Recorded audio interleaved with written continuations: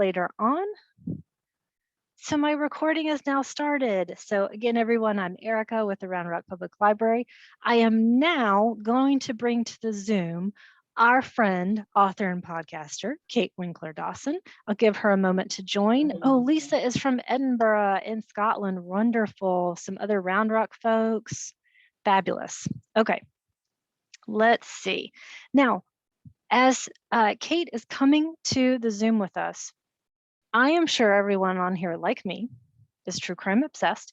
I know personally, I wonder if a lot of you are like me. I just got hooked last year on Only Murders in the Building 2. I'm waiting for the entire season to be over for season 2 before I jump in. So really excited about that one. And I know a lot of us are attracted to the macabre. You know, we talked about this a little bit last year, whether it's an instance of trying to sort of understand our world a little bit more or how to stay safe, or, you know, just something that you're attracted to, something that calls into a deep instinct that's in ourselves.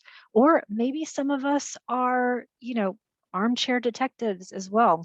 We can see the rise of those kinds of folks happening, people who are actually helping to solve crimes as we speak. So regardless of how you got into true crime, and please feel free to share as well in the chat if there are special shows that you really like.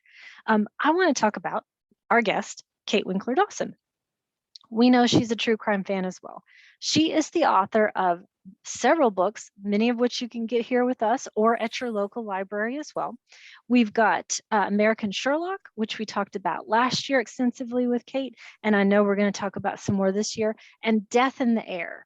And Kate, I'm going to ask her to give her full bio, but just want to hit some of the highlights. She is a former TV producer and writer. She's a print journalist, and she has taught at UT Austin as well for journalism and law students. She teaches for broadcast journalism students as well. So in addition to everything that she does, she has her own podcast, her own network as well. She's the host of the Tenfold More Wicked show, and I know she's going to chat with us about that too. Plus, she let me know she's got a little bit of a tease for maybe a new show coming up. She's going to be able to talk about some parts of that. So, Kate, are you on with me right now? Yep. Can you all see me? Yes. There okay, you are. Hopefully everybody can see her and I can hear you really well. So good. First and foremost, Kate, thank you for coming back again this year. We really appreciate it. I'm honored to be asked. Yeah, I'm excited. I'm honored to be asked. So what did I leave out of your extensive bio that I had to condense down into a few sentences? I think you pretty much got it, Erica. I mean, I've got a book coming out October 4th. It's a new book, and I've got 3 shows now on the Exactly Right Network. Not my own network, but the Exactly Right Network. So they're pretty well updated. I'm going to try to include links as we go, as we're talking too. So, okay, so we've got the Exactly Right Network. So do you mind if can you share that little bit of a tease that you were giving me earlier? Well, I've got 2 shows right now. One is, as you had mentioned, one's called Tenfold More Wicked, which is a Jekyll and Hyde quote, if anybody's ever read, Jekyll and Hyde. And so, Tenfold More Wicked is sort of a documentary series where I take one historical crime and I interview the relatives, 200 years later, and I go to the key locations. And then we have the sound design where we have people walking through leaves and really creepy music that my composer makes. So we've got that, which is like a documentary series. And then my other show is called Wicked Words, and it's where I interview journalists about their best stories involving crime or crime in history. So this third show, I can't officially, if we were just off by one more week, I would be able to talk about it, but I can't. August 1st, though, if you follow me on Instagram or Twitter, or my show, Tenfold More Wicked, then you'll be able to see a little bit more about the show that's coming up. But I'm really excited about it. It's still with the Exactly Right Network, and I am co-hosting, which I never thought I'd want to do. Okay, because you've always been behind the camera. Always been and I either am interviewing people or guiding my way through a story, but I'm never with someone else, and I'm with someone else who is a fantastic, investigator, cold case investigator. Probably anybody who knows our network probably knows who I'm talking about, but we're co-hosting a show and now I really can't say anything else. So I'm going to do this show August 1st. If you come follow us, you'll find out, but I'm really, really excited about all of it. How did it come into being, especially with you making this huge change? It is a huge change. The thing that it's like all of us, we go through evolutions in our life and we realize different things. I thought I was going to be a TV producer forever and I was going to stay in New York, and then life gets in the way. And my father died in 2005. He was a law professor at UT. And I came back here and I just didn't leave. I grew up in Austin and, I'm a native and I really wanted to be here with my parents. I have a house that's literally 3 minutes. It's a Britney Spears song away. Like I have 12-year-old twin girls. They don't actually listen to Britney Spears, but we're really close. So Austin is where I call home. And when I came back here, I decided I wanted to try doing documentaries. And then when I had the kids, I just realized I couldn't pick up and leave whenever I wanted to, which is usually what's required for documentary films. And I started teaching journalism at UT at the time. And a buddy of mine, Bill Minutaglio, who's a wonderful writer, said, "Why don't you write books?" And I said, "I've never, I teach people how to write 5-word sentences. I've never written too many long form things." And he said, writing's writing. Do you want to be a storyteller or not? And so I wrote my first book. And then you mentioned the second book, American Sherlock. And, the third book, All That Is Wicked, which is what comes out in October, came about in such an odd way. I had pitched this book to my editor at Putnam, which is Penguin Random House. And I said, "I have this great book idea. What do you think?" It's about this guy who clearly had psychopathy, and clearly antisocial personality disorder in the 1800s. He was a genius, and he killed his wife and child. He killed his sister-in-law and her child, and then he created this crime ring in Gilded Age, New York, all to fund his academic research. And I pitched it to her, and she said, "That's insane." That's something that you couldn't make up. You would think that you had made that up. It's an episode of Columbo, basically. Well, part of my job that I love is I'm a historian and I'm a crime historian, and the thing that I love about my job is that you are taking these people out of history who you think you can't relate to. Who could relate to somebody from the 1820s?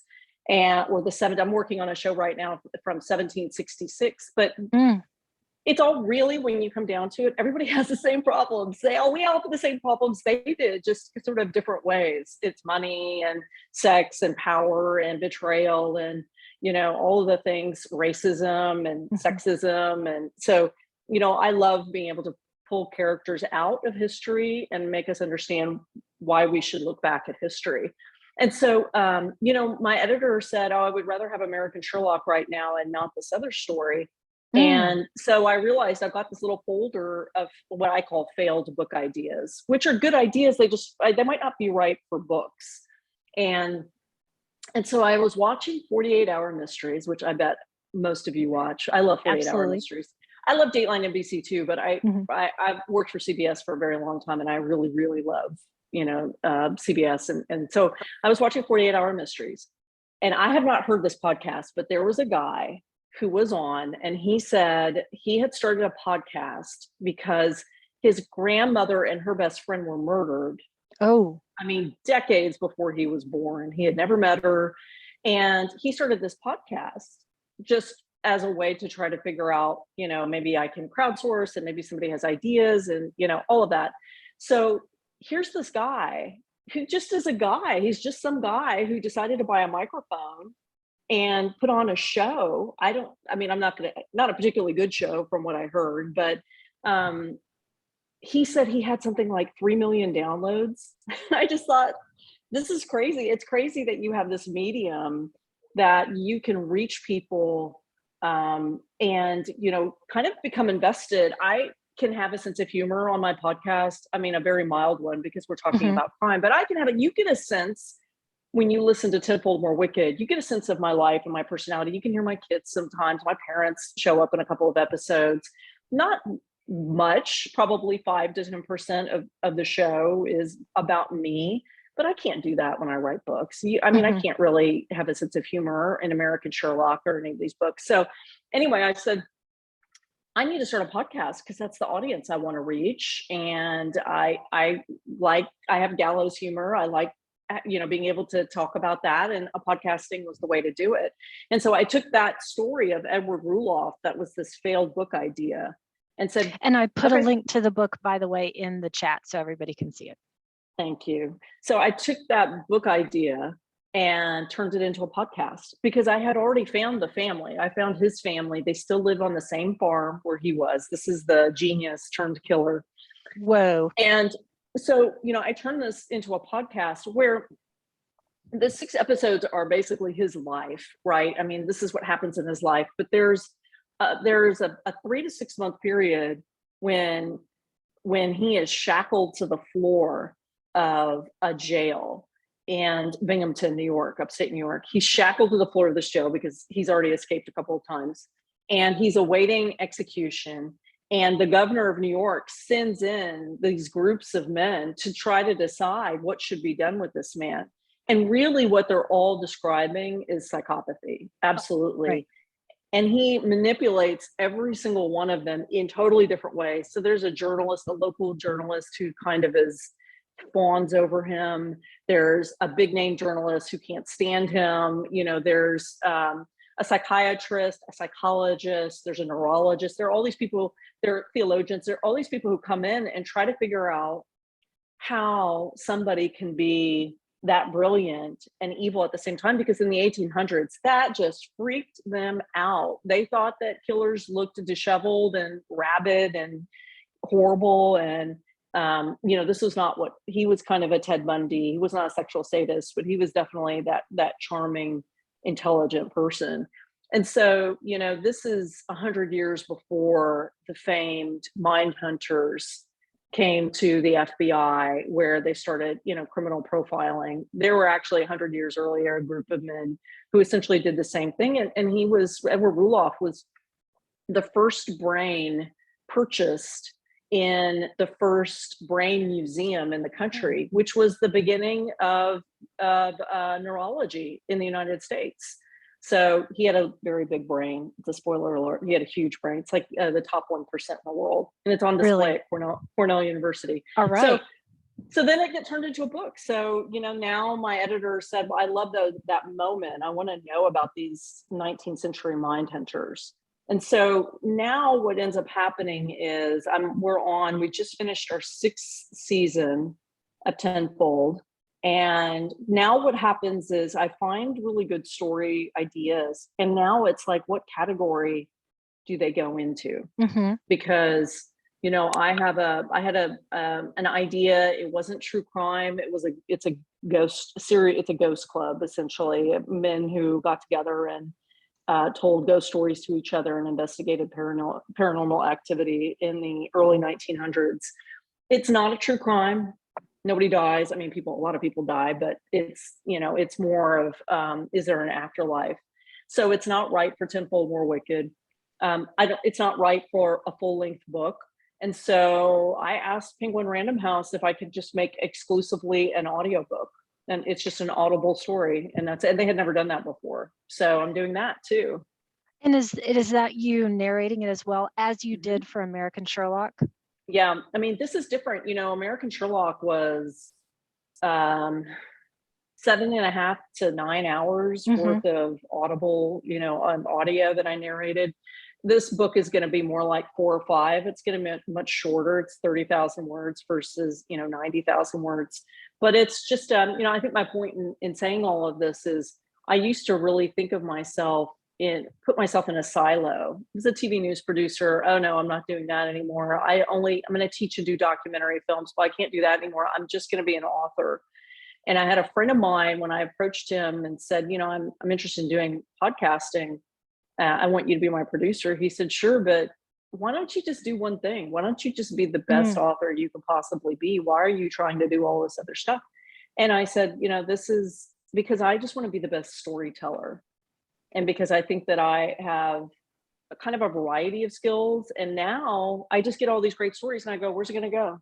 Is it is it a big book? Is it a tenfold more wicked? People send me great suggestions all the time. They'll say, this would be a good tenfold more wicked. And I'll say, I don't think I can find a family, but let me see if I have an author who wrote about that subject. And then I'll interview them for Wicked Words. So it's great to have all of these different stories. In this new show that I'm doing, with a co-host, I'm presenting him with old stories that have a lot of forensics, questionable forensics, some that's really good and some that's really not. And so, it's almost like every story somebody says, hey, have you thought about doing something? I can figure out a way to make it public somehow. And that's just so wonderful. It's wonderful to be able to bring all these stories and give you context. Well, and I also appreciate that, just as a person who is getting older too, that we don't really have to stop at any point. I mean, we can pick up anything at any time and go with it. I think that speaks to a lot of us. Now, so you mentioned earlier, Kate, you're a historian as well. So do you feel like that's why you are drawn not to necessarily true crime within the last several decades, but much earlier? And do you think that will ever change? I really enjoy history. I mean, everything I write is history. I love, I just got pitched something that I'm going to do from the early 1600s, 1650s. And I love that challenge. I'm not going to do anything in a place where I don't want to be, or a picture that I don't want to draw, because, in every podcast I talk about the world. Are we in Prohibition? Are we in the Gilded Age? So building that world and telling people just the history. FDR was president, or, this is when Garfield was murdered. So I like being able to give that kind of information. So in all straightforward honesty, I will probably never do any kind of contemporary true crime. And I think there's a couple of reasons. One is, like what you said, I really do like history. I love old history. I love the 1800s and the 1700s, turn of the century-ish, up until the 1950s. And then after the 50s, I just don't have interest in building that world for people.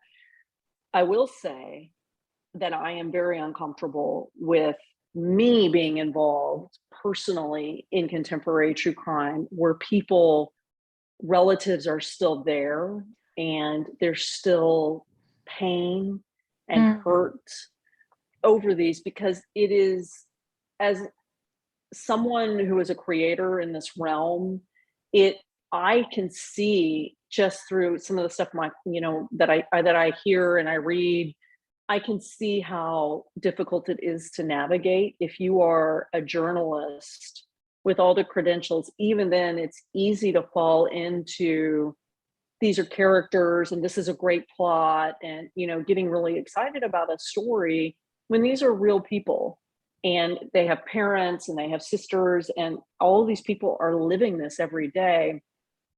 And that's not to say that the relatives that I interview and am involved with are not like that. I did a story here in Austin, season 3, I think, which was Howard Pearson. He was a young man who murdered his parents in the 1930s, right around the corner from me, off of Bull Creek. And his father was on the Texas Supreme Court at the time.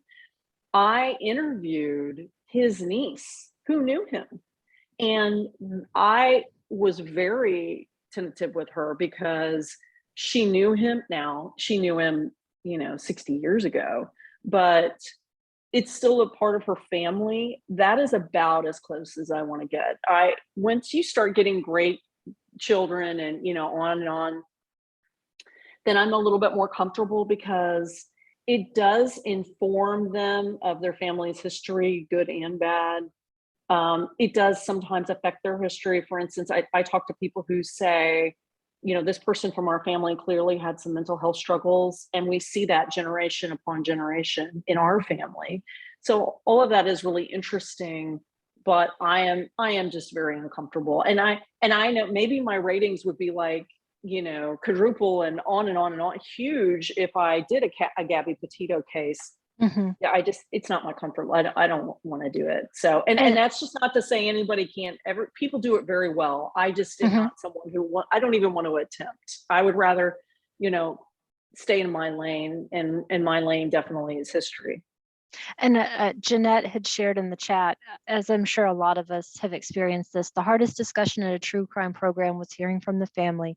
It was for the Lake Waco murders. And I remember last year as well, Kate, we chatted about the yogurt shop murders, which if Yeah. you're from Austin, that's likely something that you have known about. For me, I even moved here probably 10 years after it had happened, and it was one of the first things that I Yeah. learned about.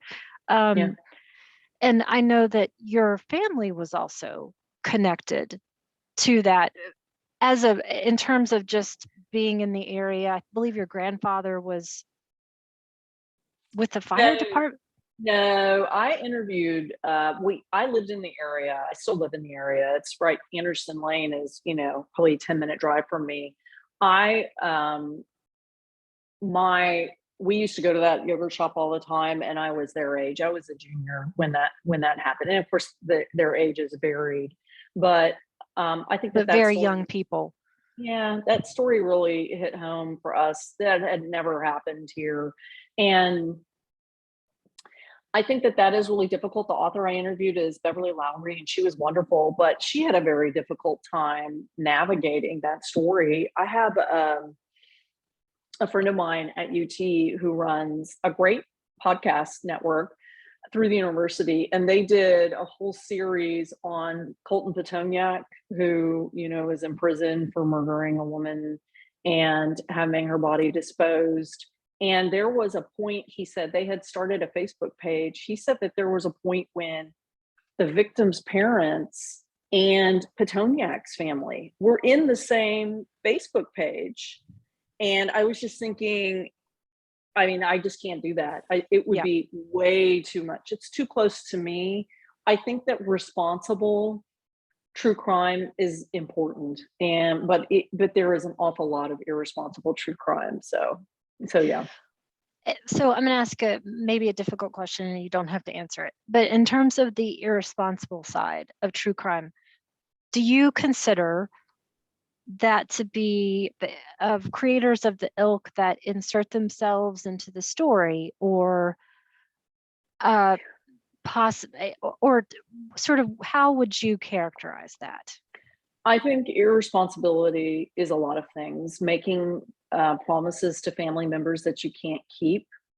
I think it is digging up dirt that you are not supposed to be privy to, and hasn't been cultivated by the police, where you don't have real facts that maybe you can't. I think an awful lot of people who are supposedly journalists, or who do a lot of podcasts or some blogs, they think that they know how to verify sources, and maybe they don't. I think there's a lot of misinformation out there. And so a lot of times for me, it's people who are not professionally trained, and they're more true crime personalities than anything. And I think that that's really, for somebody like me, that's really difficult. This gentleman who I first saw on 48 Hour Mysteries, I'm sure the podcast was fine. It was about his family. I don't think he did another one. And, I never read anything about it being exploitive or anything like that.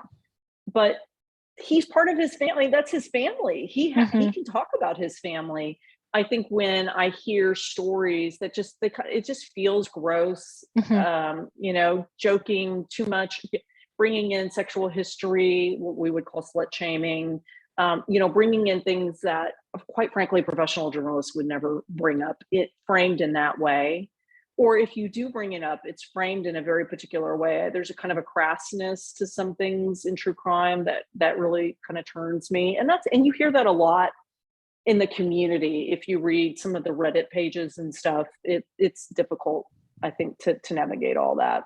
So mostly it is, like, in journalism, we would call it the hacks, the people Right. who just kind of spill out what they think are facts, and they're not really, they spill out speculation that upsets the families when there's no way to verify any of that, just to get ratings. And so I think that that's, I have a researcher through our network who's outstanding. I just was reading a briefing that she did for me on our new show, and she lists like 21 different sources that she looked at. It took her days.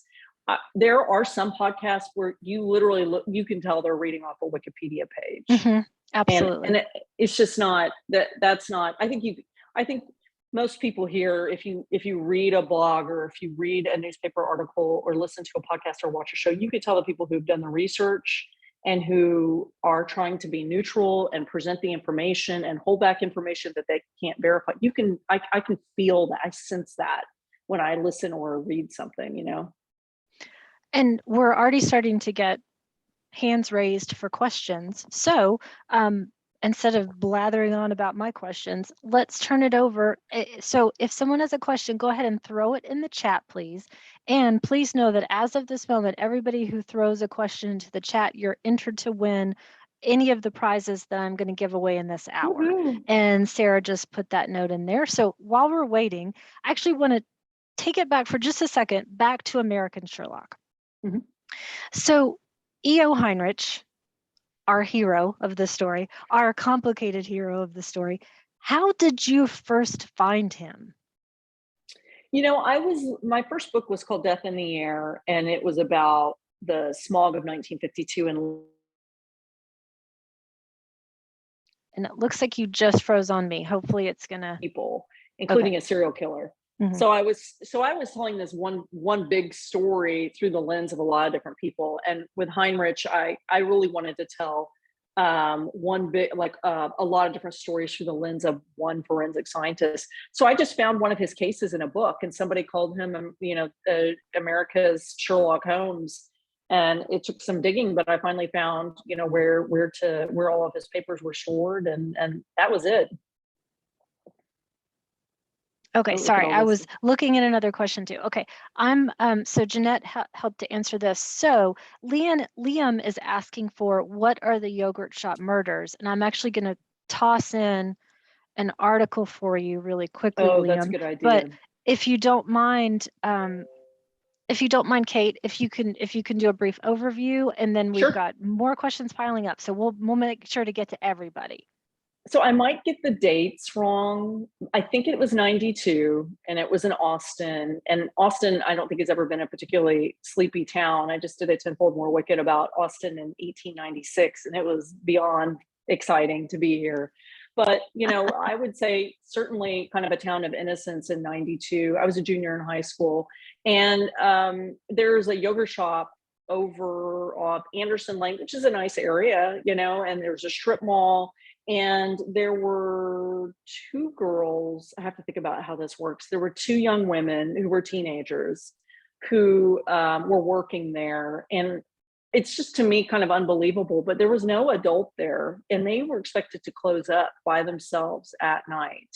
Yeah. Then one of them had a little sister who came in, and a friend, and all four of them were murdered, sexually assaulted, killed, and then the whole place was set on fire. And it's unsolved. They arrested three men. I can't believe I don't remember the details. Unfortunately, y'all, I read about so much crime, I get the details. That's okay. Sorry to hold you as the expert on it, but hopefully Liam can check out that article too. I mean, it is an insane story, but yeah, it was. It was really unusual, and it's kind of like the story that haunts the city. It really is. It is. Okay, next question from Aaron. Kate, what is the project you're most proud of?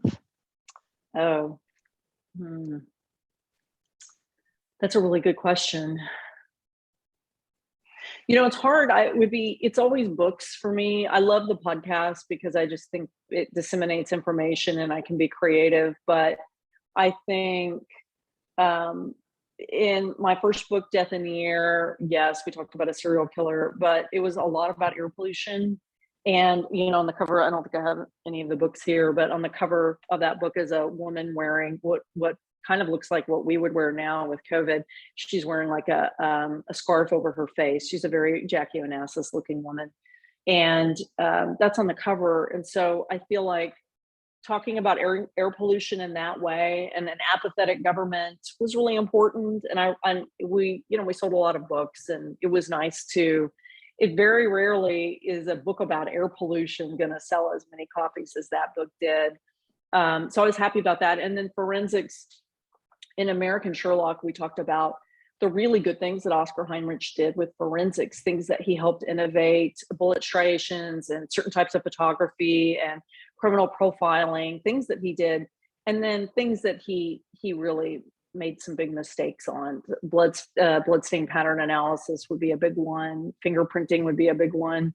So there were problems, and I think shining a light on forensics that not everything is as rock solid as we would like from prosecutors and defense attorneys from what we hear on. I think those were probably the two. The books are always, they take me the longest and they're exhausting. So maybe I'm just projecting. Just saying they take the longest. They have to be the most important. And question from Camille, which true crime podcasts would you recommend that you believe do thorough research and are respectful towards victims and their families? I love Bear Brook. I think Bear Brook is one of the best podcasts out there. And it's old. I mean, old in podcast world. I think it's like 3 years old, maybe a little bit less. So that's new. I mean, public radio does it. Public radio usually does a really good job. And it's New Hampshire Public Radio. And it's, I haven't heard it for a very long time, but it's a journalist who they're following the story of bodies that were found inside kind of oil barrels in the Bear Brook Forest, which is in New Hampshire, and how they used forensic genealogy to figure out that they were connected to a serial killer. And it's just an outstanding show. I also think West Fork is a really, really good, it was a great podcast. I think it's still up, but it's on Netflix. It's equally as good of a show on Netflix, which is about the murder of a French woman, Sophie de Pontier, in West Fork, Ireland, in rural Ireland, and kind of the massive fight between the French government and the local Irish police about how, whether there was a suspect that was a good suspect and why was he not arrested. So the podcast and the show are both just outstanding. But again, it comes back to trained journalists, really good journalists. And I'm not saying that if you're a journalist, you shouldn't start a true crime podcast. I'm saying that the training helps. It helps us. It helps me kind of remember that these are real people. These are not just, fictional characters I've made up. One that I would love to recommend to everybody, because I do believe that they do very thorough research and are respectful. It's called Red Handed. It's out of England. I personally really enjoyed that one. I interviewed them on Wicked Words, those two. Okay. Yeah. Yes, because they've Ruth written... and Hannah. Yeah, they wrote a book too, kind of analyzing, the role of killers and the different categories. And yeah, I think that's good. And we've got someone who just identifies as iPhone. What is the story you wished you could cover but couldn't? Boy, that's a really good question. I think that I was fascinated with, there are a lot of cases that I'm really interested in. I think that unfortunately, Edmund Kemper is completely fascinating to me as, again, someone who is, who obviously has some very big either personality disorder or mental health issues. His background I found was he's a serial killer. His background I found really interesting. His troubled relationship with his mother I found really interesting. Troubled, yeah. Ooh. Sorry, I accidentally muted you, Kate. Hang on one second. My bad. It looks like I have to ask to unmute you. I'm so sorry. There we go. My fault. Okay, we were talking about Ed Kemper, and yes, his troubled relationship with his mother, for sure. And I really like Ed as a story. I like Edmund Kemper. It's scary because he is so smart, and he records like audiobooks for visually impaired people in prison. It's the craziest story. But I also am so that's another problem that we have, I think, in true crime is how much we glamorize serial killers in particular. You know, I've interviewed people that have gone on and on about how amazing and brilliant serial killers are, and it definitely glamorizes them. It's almost like a hero worship, and it's really gross. I'm fascinated by Edmund Kemper.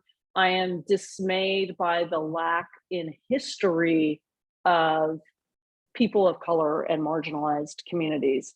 We really work hard at our network to incorporate stories, you know, authors who are people of color, stories about people from, you know, marginalized communities. And in history, I had a long talk with my executive producer about it. In history, they were not reported unless they were the perpetrator. They were not reported. I mean, you can imagine why. So it's a struggle for me in the 1800s to find really rich stories to talk about. And so those are the stories that I wish I can cover and are more difficult, but I'm still like, I'm not giving up my phone. I'm plowing ahead. I'm doing the best I can to try to find those stories. And you must have been mind melding with Carrie Bryan. She asked, do you think with increased interest in true crime that it's becoming more glamorized? Yes. So yes. I think that there are sexy true crime personalities out there who are on, it's their personalities more so than any reporting that they do, any responsible reporting they do. When you, and again, I'm using this as an example. If any of you guys are fans of these people, the people who are applying makeup while talking about people being sexually assaulted and murdered, or cooking while that's happening, that is difficult for me to see because it's serious. This is serious. These are people who have died. They have family members.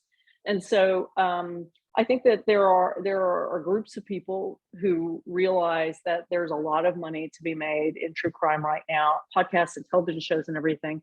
And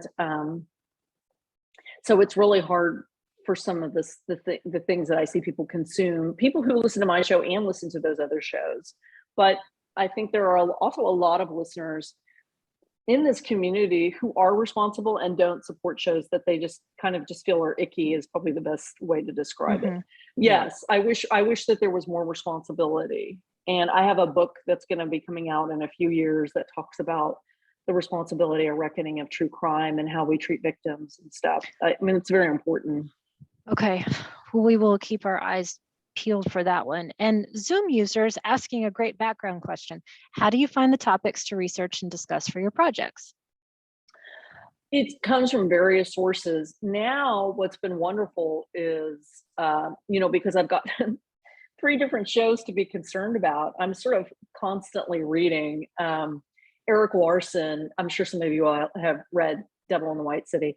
Eric and actually, Larson, Lynn is asking which true crime authors you would recommend. So that fits right into that too. So yes, Eric Larson is a favorite of everybody's. Eric Larson's great. And he called himself one time, I was reading in an article, he called himself a promiscuous reader, where he reads everything. And I would consider myself that too. I read everything. I read weird blogs. I read the New York Times, and things just pop up. And I think now that I know what I'm looking for, you know, it's easier. This 4th book that I'm doing that we haven't even, you know, completely sold yet, I found because I saw the story, I read about the story when I did some sort of a weird Google search, and it popped up, and I thought this would be a great Tenfold More Wicked piece, you know, something I could really dig into.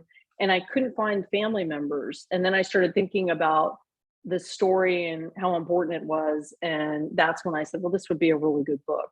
And so it comes from all over the place, really does. And I read crime reads. I don't know if y'all, Lit Hub is a really good magazine, literary hub. And they have what they call a vertical, which is called a crime reads. I think it's one word. And they have true crime essays that are fantastic. And I'll just read through crime reads. And sometimes I'll say, I'd like this author. Oh, this is a really good subject. If I do this for Tenfold More Wicked, I'll interview this person who just wrote about it. So there's just so many sources now. And then sometimes it's just Wikipedia, you know, just popping it up. I used to collect bits and bobs of things that I thought, oh, that's such an interesting story. And I'll give you this one for free, Kate. You're welcome in advance. It was so I'm from Idaho. And this was years ago. I remember in some little Idaho spotlight, it was about, I think, the last woman to be executed at the Idaho State Penitentiary, which is a really fantastic, fascinating building too. And it was for, I think, the murder of her husband. It was just a fascinating, interesting story. But yeah, sorry to jump in myself. Okay. Any other true crime authors? And a recommendation that I would make to Lynn and everyone else too, if you have access to your local library, we get the book page supplement, and it is a great place to find new and terrific reads. So I always throw people to that as well. And we've got a huge true crime section here at Round Rock. And so check out your local library too to see if something jumps off the shelf at you. Well, and actually, I would be remiss to say when we talk about story ideas, I would be remiss to say that I do smartly, thankfully, I put a message at the end of the podcast. If you have any historical true crime stories that need some attention, particularly in your family, email us at info@tenfoldmorewicked.com. And that's where I've gotten my last three seasons from. People email me and say, I am from the most whacked out family ever. They're either killers or they've been victims or they're in the middle of a family feud that's still happening. And, so I get really great ideas that way. So I have, my audience is luckily large and really, really vocal. And I hear from people basically every day. So it's really great. Wonderful. And Charlie asking another super interesting author related question. In your process, how long start to finish to thoroughly research a book and get it to publication point? I'm a fast writer, I think, because once I'm done researching, I put myself on a schedule. It's just being a journalist, especially being in television where my deadlines were always short. You hear about writers always, like I have a buddy who says he always needs an extension from his editor. I've never asked for an extension and I always turn it in early, but that's not bragging. It's just a practical part of me, just being a journalist. So usually I overlap, Charlie. So sometimes I'll get bored, like writing, like when I was writing American Sherlock, I was already thinking about the next book. And so there'll be a lot of crossover. I would say it's probably a year and a half of really solid research where I go to an archive and sit down and photograph everything and read through. I do a lot of my research. I would say 80% of my research happens during the proposal process. So in a nonfiction book, you're expected to put together sometimes like a 50-page proposal. Mine are about 50 pages because I don't have to anymore include a sample chapter because they know what my writing's like. They understand it. So I have 50 pages where you have to know enough about the book to break down every chapter. So like I have to summarize in 2 to 3 pages what's going to happen in each chapter. And if my book is 10 chapters long, there's 30 pages right there. You have to say what books you're competing against, who you are as an author. You do kind of like a little intro and then an about the book in 4 or 5 pages. So I only feel comfortable doing the majority of the research before I even propose a book, because I just need to make sure I'm not pitching a pie in the sky to my editor. If I say I've got a book about, the greatest story ever told, she's going to expect that in book form. And I definitely have friends who sort of speculate because nobody really wants to spend time on a book proposal just to get it rejected. But luckily, the power of staying with your editor is I've had the same editor for all 3 of my books and soon to be my 4th book. And so now I can just call her and say, well, I start with my agent first and I'll say, hey, what do you think about this book? And my agent and I will talk about it. And then I'll pitch it to my editor. And she and I will work on it before the proposal even happens. And then I'll do the proposal and she'll make notes. So that is all to say, it's probably about a 2 to 3 year process. But I never take more than a year to write because I just put myself 1,000 words a day. And if I have a 90,000, 80,000, 90-page word book, then, I can get it done. And I don't really want to do math right now, but I can get it done in a certain prescribed period and I hit my deadline. So it just depends. Something for our other prospective writers who are on the Zoom as well, if anybody is interested in National Novel Writing Month, which we always do here at the library, and we do the prep process working towards it as well. That is to get to 50,000 words in a month, and that's about 1,700 words a day. Whew. So yeah. I'm not doing that. That's amazing. I would love that. Can you imagine being able to have your book written in 1 or 2 months? That would be incredible. It's again, for our prospective authors, it's just a first draft. It doesn't have to be good. It's just the act of actually writing. But anyway, yeah, that's we've fantastic. We've got some people pitching into iPhone Heidi. We just responded with the name of Kate's podcast, and we're talking about how everybody does love Eric Larson. We've got some other recommendations. Helltown, which is about a serial killer on Cape Cod, same time as the Manson family. And Jeanette was throwing this in here, and also Norman Mailer and Kurt Vonnegut were tangential to that story. Fascinating. Okay. Let me write that one down. Helltown. And everybody, this is in the chat, so everybody be sure to take a look. Oh, there's somebody, Carrie had a question about Midnight Assassin. That was Carrie. That was going to be one of my recommendations. I love Skip Hollandsworth with Texas Monthly, and he spent so long on that book that one of my seasons of Tenfold is kind of tangentially runs alongside that story, the Midnight Assassin story. But that is about a serial killer who it went unsolved. A serial killer who was in the 1890s in Austin, killing women of color and terrible, lobotomizing them. It was really horrible. So it's a really good story about history. So I would recommend that book, definitely. Great. So everybody check out Midnight Assassin and Helltown.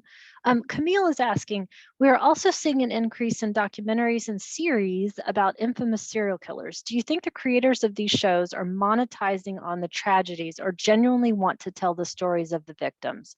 Probably. Yeah, it's probably both, I think. And I don't think there's any, I monetize on true crime.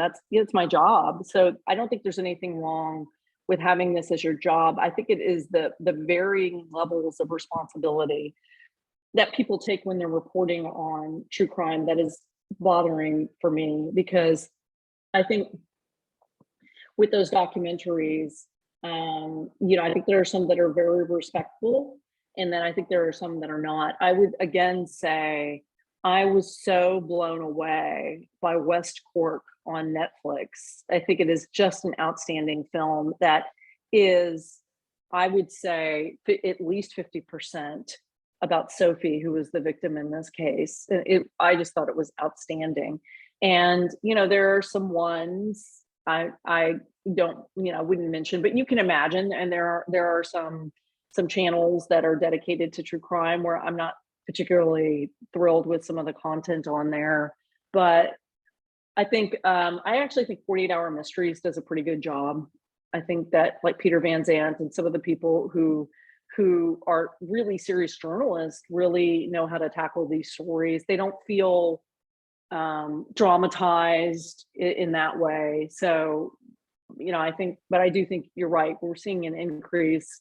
And just like I remember when I was a kid, I don't remember ever in history since seeing the amount of game shows. When I was a kid, there were an unbelievable amount of Plinko, all this stuff, all of these game shows on television. It was a trend. And people say now, true crime has become so popular. True crime has been popular forever, since the penny dreadfuls of the 1800s. It is, if you read old newspapers, now there are far less, there were true crime books did not come out that were very thorough until, a book I'm going to be talking about in in my later book. But, if you read any of the William Hearst papers, crime has been followed for centuries. People love it. And it's hard. I get asked why women watch true crime, and I don't buy into the reason we watch true crime is because we want to protect ourselves. I don't watch true crime because of that.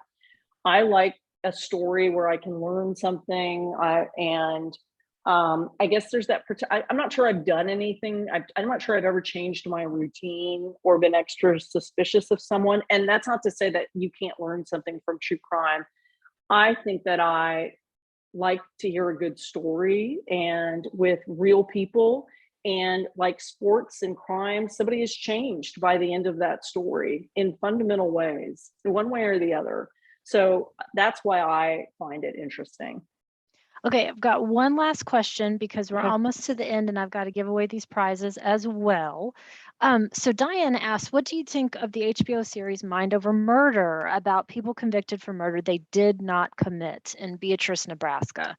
Fascinating series and story. I never saw that. I did not see that. And I don't know why I didn't watch that. I watched I'll tell you what's good is I interviewed the women who were with Black and Missing, which is also an HBO series, Black and Missing. That is outstanding. But now, okay, so Diane, now you've given me one other thing I need to do. Yeah, so exactly. Mind Over, is it really good? I love HBO. It's I have not seen it yet. I think it's actually still Diane, correct us if I were wrong, but I think they're actually still rolling it out. So I think you can still catch up with it. It's still pretty new. Yes. Lynn is saying agreeing. And Jeanette, I agree with you. Killers of the Flower Moon is outstanding. Mm-hmm. Yeah, excellent. Yeah. Okay. And Boston Strangler is scary, yes. Yeah. Absolutely. Possibly, maybe not the right person. Who knows? Anyway. Okay.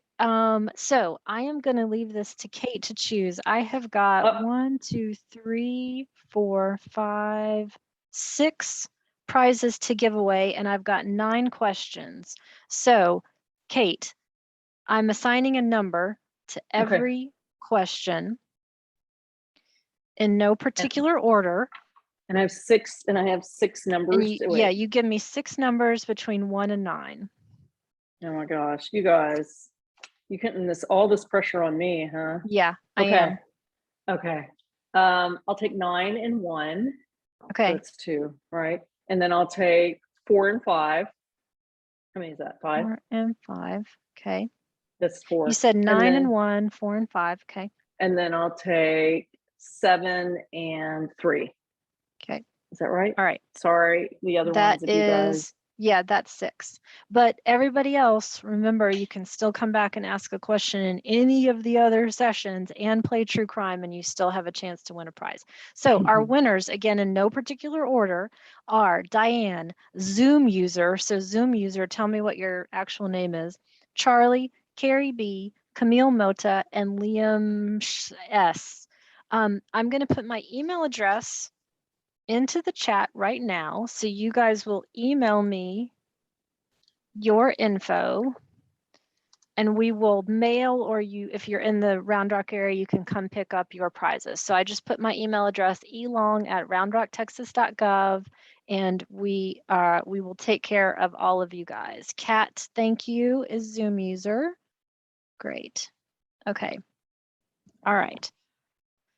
Great. Everyone is saying thank you. Thank you, Jeanette. I appreciate it. Thank you all for coming. I appreciate it. I wish we could talk for the next 12 hours, honestly. I know. But we have hours of you speaking on different topics. So at least we get that. Thank you. I appreciate it. Y'all check in August 1st on my social media and you'll find out a little bit more about what I'm doing, which is very exciting. Yes, please. Can you remind us of your handles? Sure. So Kate Winkler Dawson for Instagram and Tenfold More Wicked for Instagram. And then I think it's KW Dawson on Twitter, but definitely Tenfold More on Twitter. They're all connected. I feel like you hit one button and you can probably find them all. Okay, good. Okay, so we will look for the book that's coming out in October. And then you've got 4th book underway that we'll see a couple of years from now, probably. Yep. Okay. Yep. All right. Kate, thank you. Thank you, Eric. I'm always so appreciate your time. Here. I'm already thinking about next year. I appreciate it. Good. Okay. Thank you all. Go to the other sessions. Go to everything else, y'all. This is a great program. Yep. Coming up next, we have, I've already forgotten. I spend so much time on this and then I can't remember my actual program. Okay, next we are talking to our friend Sylvia Bernal from the Round Rock PD. I know she is on the Zoom with us. I saw her come in earlier. So yes, thank you, Kate. You can jump in or say, we will see you later. And everybody take a breather for just a second and we'll give Sylvia a couple of minutes to jump in and unmute herself, and I'm going to be she's going to be sharing her screen. She's got an awesome presentation for us. Thank you. Okay. I'll see you later. Thank you, Kate. Bye. Thanks. Bye. Okay, Sylvia, I see you're unmuted. I am making you a co-host, Sylvia. Okay. Can you hear me well? I can, yes. Okay, Hi, great. how are Hi. you? Good. Okay. Were you able to listen to any of Kate's presentation or our chat? Hopefully it gave you lots of stuff to read and it did. listen to. I wrote down a list of stuff I wanted to look into also. I loved her history portion of it. Fascinating. Okay, sorry. Let me jump over and grab my stuff for you. Okay. First, let me actually get a drink. I'm going to let you vamp for a second while I take a drink. Go for it. I'm going to go ahead and pull up my screen and have that set up. And then when we'll let everyone have a little break and we'll get started.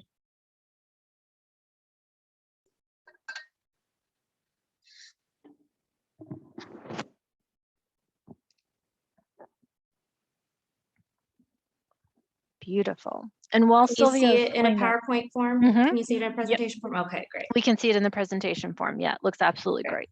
And my coworker Sarah is adding helpful links in the chat as we speak as well. So thank you, Sarah, for doing that. She's including all the handles and fun stuff. And Sylvia, towards the end, we'll make sure that we have time for questions because I'll be giving away. I'm sorry. Oh, sure. Please go ahead. I said it doesn't look like I can see questions or the chat on my side. So if there is any questions that pop up, feel free to interrupt me and we can answer as we go. Absolutely. Yeah, we will handle that on our end. So we'll make sure to monitor all the questions and get through those. And we'll be giving away prizes too for everybody. Everybody who puts a question in will be entered to win a prize. Okay. Perfect. So Sylvia, okay for me to start your introduction at this point? Go ahead. Yes. Okay, fabulous. So first and foremost, thank you to our friend Sylvia Bernal, crime scene specialist, latent print examiner with Round Rock sorry, I was thinking about the library, with Round Rock Police Department here in Round Rock, Texas, just down the street from us at the library.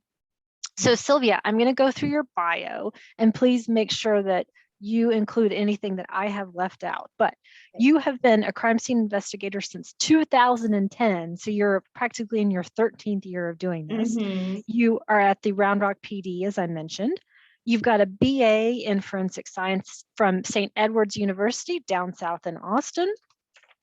You are a member of the International Association for Identification and the Texas Division of the Association for Identification, recognized as a certified crime scene analyst.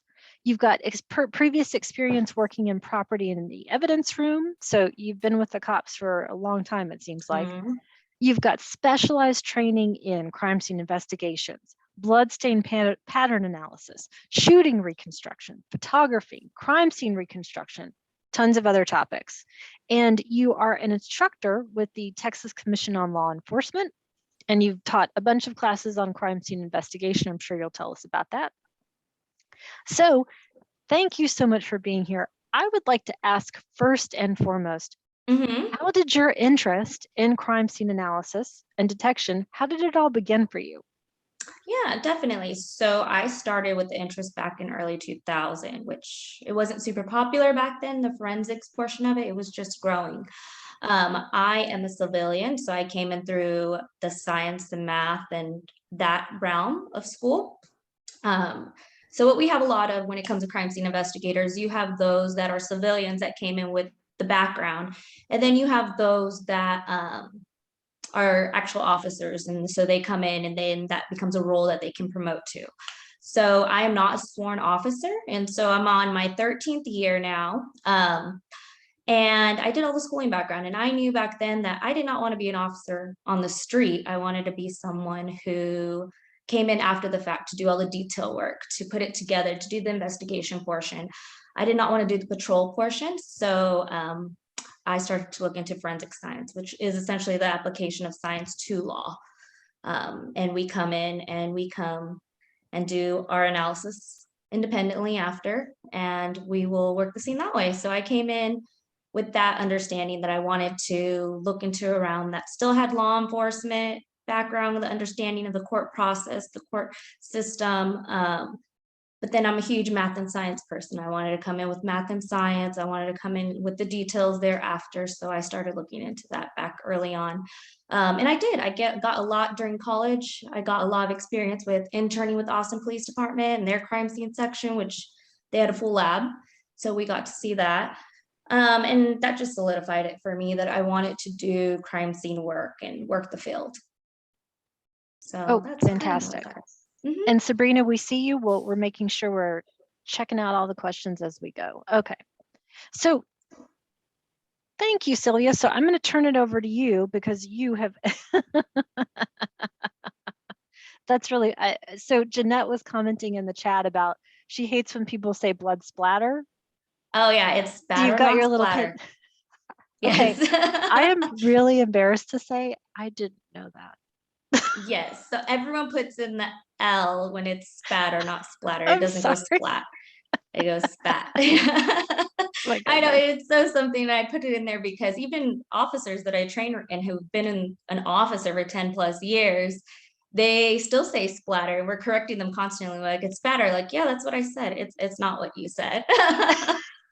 So we correct them constantly. But yeah, my background, you'll see that you talked about everything there. So we do a little bit of everything. I am for those that don't know, crime scene specialist.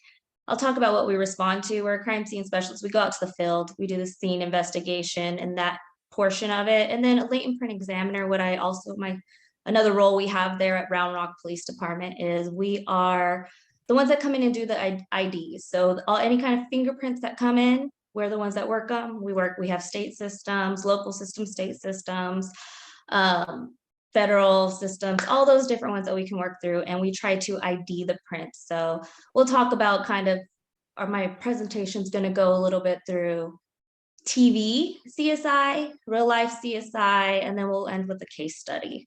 Oh, fascinating. So, okay, great. We'll go a little bit through it. But yeah, you said everything in my background. I'm on my 13th year. Prior to that, I was a research assistant for a lot of pioneering of forensic science. When we talk about history of forensics, I helped that. And it's very interesting to see how much forensic has grown. And if y'all are true crime people, you probably have seen just forensic files, the original forensic files to the new forensic files that are out and all the different crime scene stuff they have now. And yeah, so science, crime scene investigation, we work off the scientific method a lot. So you'll see investigators come in, they have a lot of heavy sciences or some kind of background in an investigative science field usually. But I'll go through this a little bit more. So disclaimer, I want to put this out there. There will be some real crime scene photographs and they are not meant to be shared. So this presentation is not meant to be shared. They will not be very gruesome, but there will be some just to kind of depict what we work with and what we do. Let me jump in for 1 second, Sylvia. I'll go ahead and pause the recording so that it doesn't capture any of that. Is that okay? Does that sound good? Okay. Yeah, and we'll make sure. And I can kind of tell you. So during the case study, I'll kind of gear you towards wearing a composite. Okay, great. Thank you so much, Sylvia. So it's mainly the case study. There might be one photo coming up a little bit, but you can share that one. Okay. Okay. So great. Thank you. You're very welcome. Okay. So most people, from what we see, everyone, this is what kind of got everyone's interest is those CSI shows. So they went from CSI criminal investigations to New York to Miami. And this is where a lot of people have that understanding of what crime scene is. So what we battle a lot of with these shows, such as Criminal Minds, crime scene shows, Bones, since I work a lot with bloodstain, people are like, oh, you're like a real life Dexter. And that's a lot different than what we do. Dexter, yeah, he's a forensic scientist. And he did do that role where there are people who come out after the fact to investigate the scene and do the reconstruction. But yeah, it is a little different. Just like Dexter on one of his promo pics, he's trying to string out a bloodstain pattern, which is not something we string out. Normally we do impact patterns and it's not an impact pattern. So it's just, you can see with real life shows, it distorts some people's thinking, and we call it the CSI effect that we battle. So the CSI effect is essentially all these shows make that every single scene they go into, they get both trace DNA, fingerprints, and we're able to put it into the system, and it's popping up a photo. It's showing exactly where they to go find them, which is great. We'll talk about a little bit like CSI TV. Everything glows. Everything's instantaneous. They have Everything. rooms full of every piece of equipment in the universe. Exactly. And as soon as you hit something, it pops up in front of you, and it's like a hologram type thing. And I like to watch them for entertainment. They're interesting, and you know, they do try to work, and some stuff you're like, oh, that is actually true. They glamorized it a lot, but that is actually true. And oh, that's a different version. So something as simple as fingerprints. So we'll talk like fingerprints. When they pop it up, they'll pop up the fingerprint that they search. That's nice and pretty compared to another fingerprint, and it'll say all the information and the person's name and where to find them, where they located, where they live. And that's not true. So when we run stuff, we will generate, so we enter it. It's all analyst based. We enter it. We identify the search points and all those features that we want to search against. And then it runs an algorithm and it shoots back. The whole point of it, it's a search tool. So it will shoot back close matches. Sometimes they are so far off, sometimes they're right on. And we, as an analyst, we might have 20 candidates, and we have to go through and actually look at each individual one. And then in the end, we're the ones that make the source identification. We'll say this was source identified to this person. And we work off a scientific method, meaning all our work has to be verified. So before we can even report something out, we work up all our work, and then we have to turn around and actually submit it to another analyst in order to verify, and they will verify our work. And so that can take a while. Sometimes, yes, we have been able to, we get one print on scene, and that's like, we know that that's it's a bloody print right now, and we want to go run it, we work it up, and it does hit on someone. And then, so we can turn around, if we have another analyst there, we're like, we're just gonna give you this one print to work real quick, and they can verify. So we've had verifications within the hour of entering it. So it is possible, but it's not likely. We won't work a whole crime scene in all 50 prints in one day. That's not true. So we work through, but everything, it's funny because on CSI TV, everything is so dimly lit and everything glows, and it's polar opposite. Like our office, since we work late in prints, we are the brightest office out of the whole police department. Like we can see everything. Everyone walks in and like squints their eyes and they're like, why is it so bright in here? I was like, it's for our eyes to be able to see better what we're looking at the cards and on the computer constantly, side by side. We're doing comparisons all day. So we have to be able to have bright light. We want to see. We're in the lab. We want to be able to see what we're working with and actually know what we're going to pull. If we can't see properly, we're not going to be able to pull anything. Not all evidence glow. That's what we say. And even so when we're looking for trace evidence, we do have that blue light to search with. But once we find it, if it's even glowing, we collect it. We don't work with the blue light the whole time. And Jeanette had a funny comment in the chat. She said, why do they not turn on the lights? They go into a crime scene with a flashlight. Exactly. And it's so funny. Like she said that, it's true, because we might go into the room that's dark or into the original scene very dark, and we'll take our pictures to depict how it is at that moment. But the moment we're done with our initial overall pictures, we add light. If it's an outdoor scene, we're bringing in fire lights to put up. We're putting up our own lights. We want to light it up as bright as possible in order to not miss anything. And in the rooms too, as soon as we take a picture to show that the lights were off and that's how the scene is, we're looking for a way to light up the light. We're turning on light switches. We are adding our own light so we can see better. We don't work in the dark. Yep. And it's so funny because there's scenes we will be out there working all night, and then we'll wait an hour for daylight hour just so we can go do another search, because we want to make sure we go back and we didn't miss anything in daylight hours. So yeah, so it's very different here. So I did hear you guys talking about real life TV, 48 Hours Mystery. Forensic Files is such a huge one. It got so popular that they made a Forensic Files 2. Crime 360. And I just actually heard of this other one. So I look for crime scene based ones, because when I do watch TV, I want to see it from the forensic aspect, because that's how we learn. We learn on each other. We learn on you building stuff, things that are coming forward. So I do watch a lot of these shows, and there's this new one called Crime Scene Confidential that just came out. And so that one was a different one. I've only seen about 2 shows, but to see from the crime scene's perspective, it was very interesting because they have interviews with others, but it was a crime scene perspective because we're doing a lot of different stuff than the actual detective is doing afterwards. But we go through it. This is real life TV. So a lot of people see Investigation Discovery. That's an amazing channel, and the ID channel. So that's what people sit down. You'll find a lot of these shows there, and they're good learning points. And this is where people who are interested in forensics actually come and start to see a lot of stuff. This is where I gear and I suggest you guys go to see real TV, as opposed to just no TV, CSI Miami, and those. They're all for your entertainment. So everything's going to be glamorized. Everything is going to be instantaneous. It's going to show one person doing everything. So essentially with us, how we work on crime scenes, there is one on-call person. So I'm on call right now, and so I can get called out if it happens to be a major scene where it's maybe a homicide, it's outdoors, it's spread out. We have people at the hospital, we have people on scene, we have a big scene. Then we can call each other out, and we get help. We get help constantly. We don't necessarily always respond as a crime scene team. We do have detectives out there.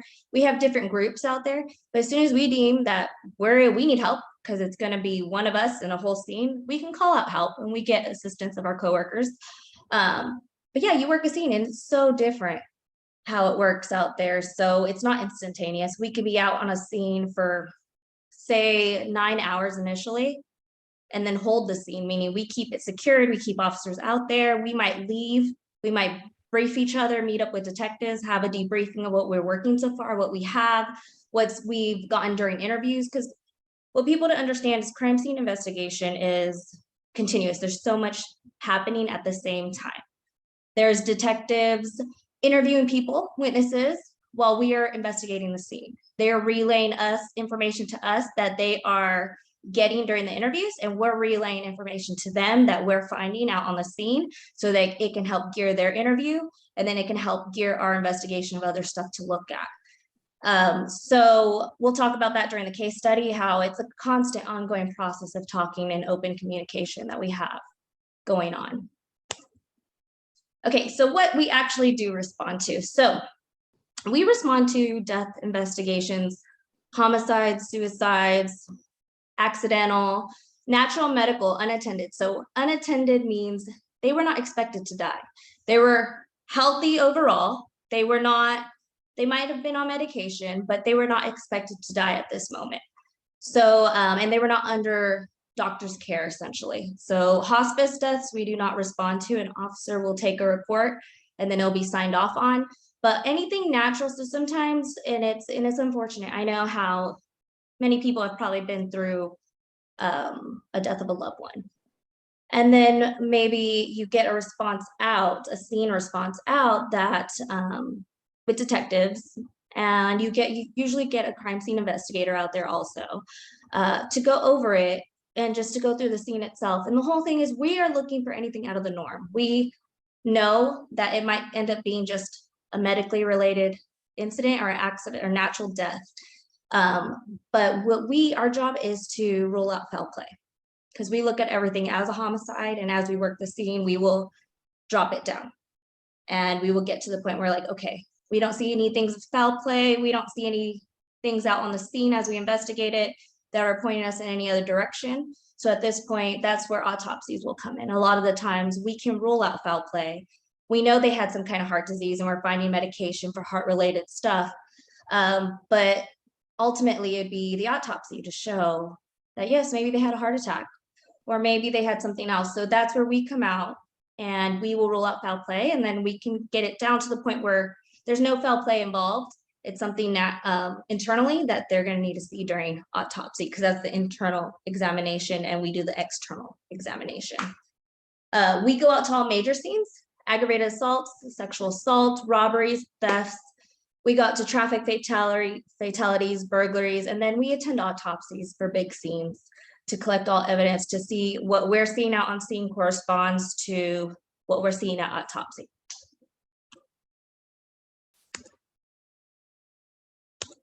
Okay, so this is kind of some of the headlines you'll see where you actually get a crime scene response. So teen shot, person while breaking into their vehicle in downtown Round Rock. So this was a scene that we responded to where the teen had broken in, and then as the person came out, he had found his firearm and shot at the guy. So you get a crime scene response. There was a crime scene that happened.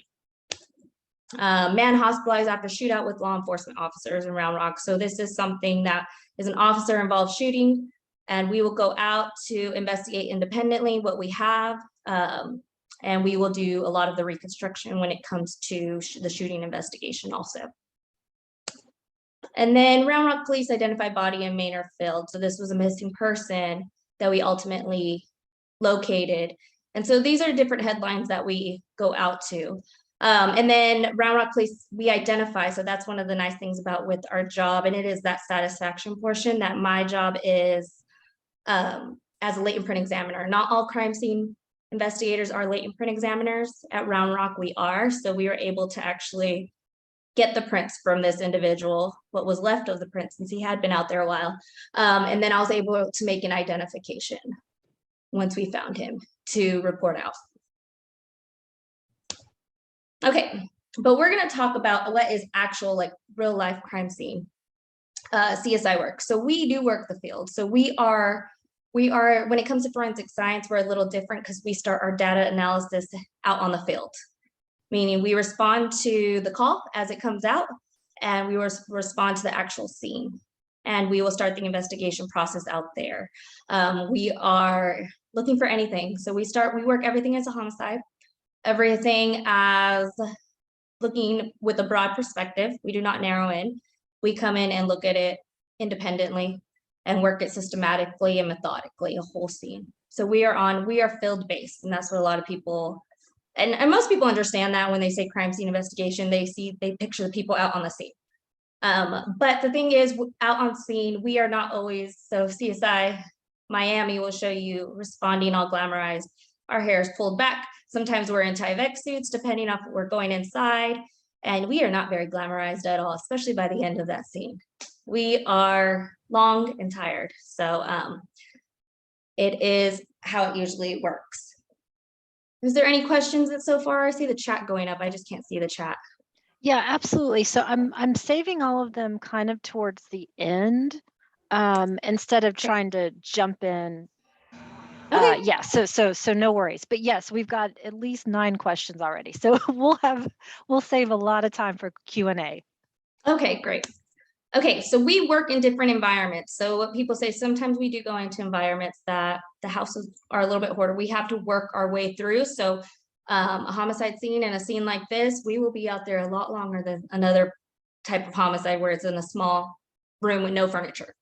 But something like this, it could be natural related. We document everything that we go. And this is, we adapt to our scenes. We have so many different types of scenes that we go to. We never know exactly what we're going out to. So we have to always prepare ourselves that we don't know if it's going to be an hour-long scene or it's going to be a 10-hour-long scene. It's just something we adapt based on what we have. We go to water deaths. And so what people don't understand sometimes is CSIs, crime scene investigators, we all have our basic crime scene investigation skills down pat. But then we all have different areas of expertise too as you go and as you develop your skill. Like I enjoy blood stain. I do a lot more blood stain and reconstruction, shooting reconstruction. But as we go, we are helping each other all the time. So we have a water death. Officers don't go in the water. We need an actual either recovery team to go out there and help us. And we will adapt to our environment. We have to go out there. We have to, not every scene is different, but we'll get water samples on something like this. Well, you don't get on normal scenes. You'll get your water samples. You will get your water temperature on the surface level. You get a whole bunch of different things, and then you have to carefully change your scene, and just your decomposition changes in general when you're in a water death. So we change everything. So in Round Rock, we work off of a justice of the peace mainly for Williamson County.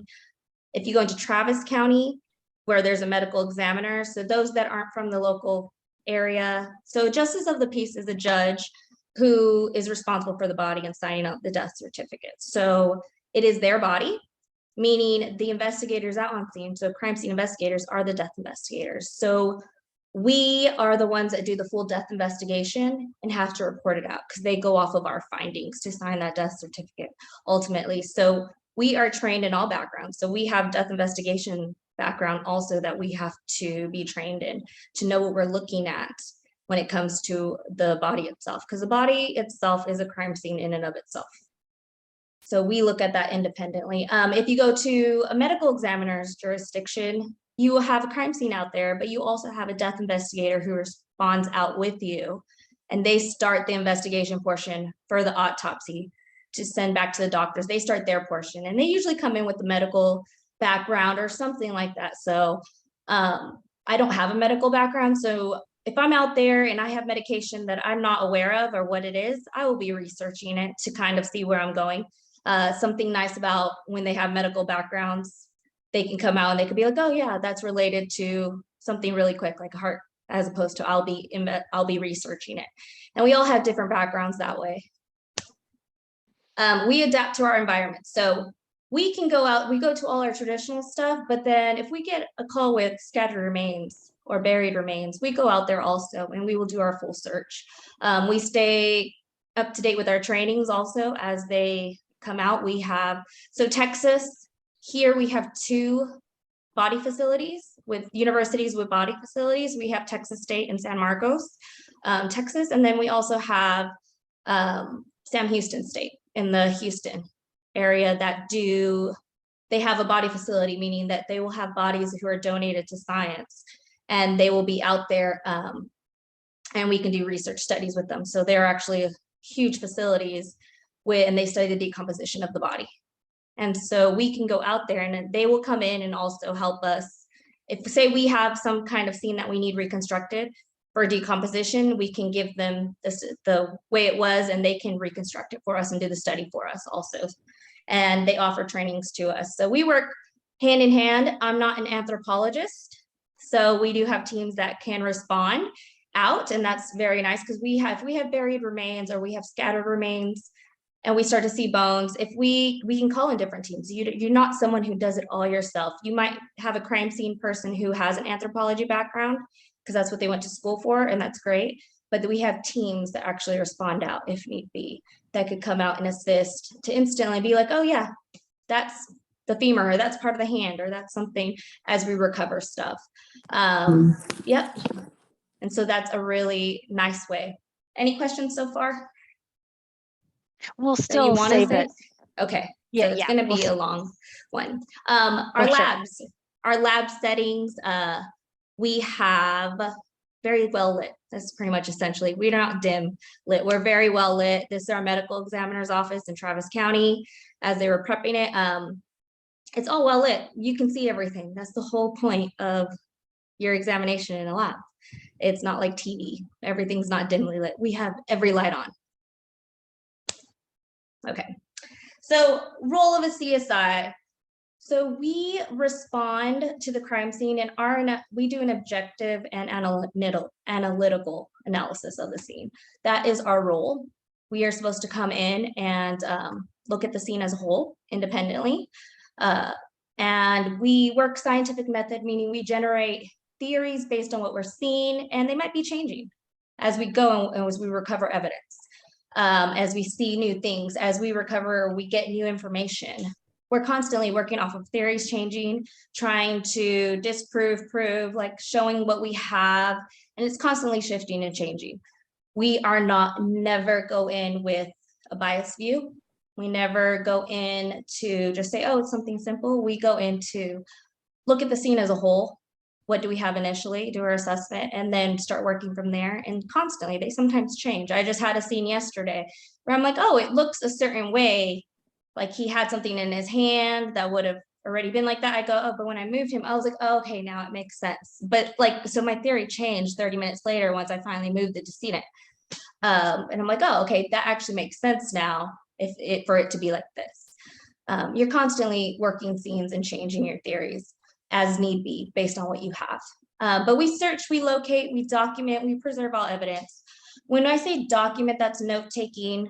Every crime scene will have photographs. Sometimes if it ends up being a natural death, that's all we'll have, because there's no other need to take anything. But depending on what we have, what type of scene, we might end up with videos, sketches. Nowadays, a lot of us have 3D scanners. So we have a 3D scanner that will come in and we'll put in and we'll actually 3D scan the whole scene.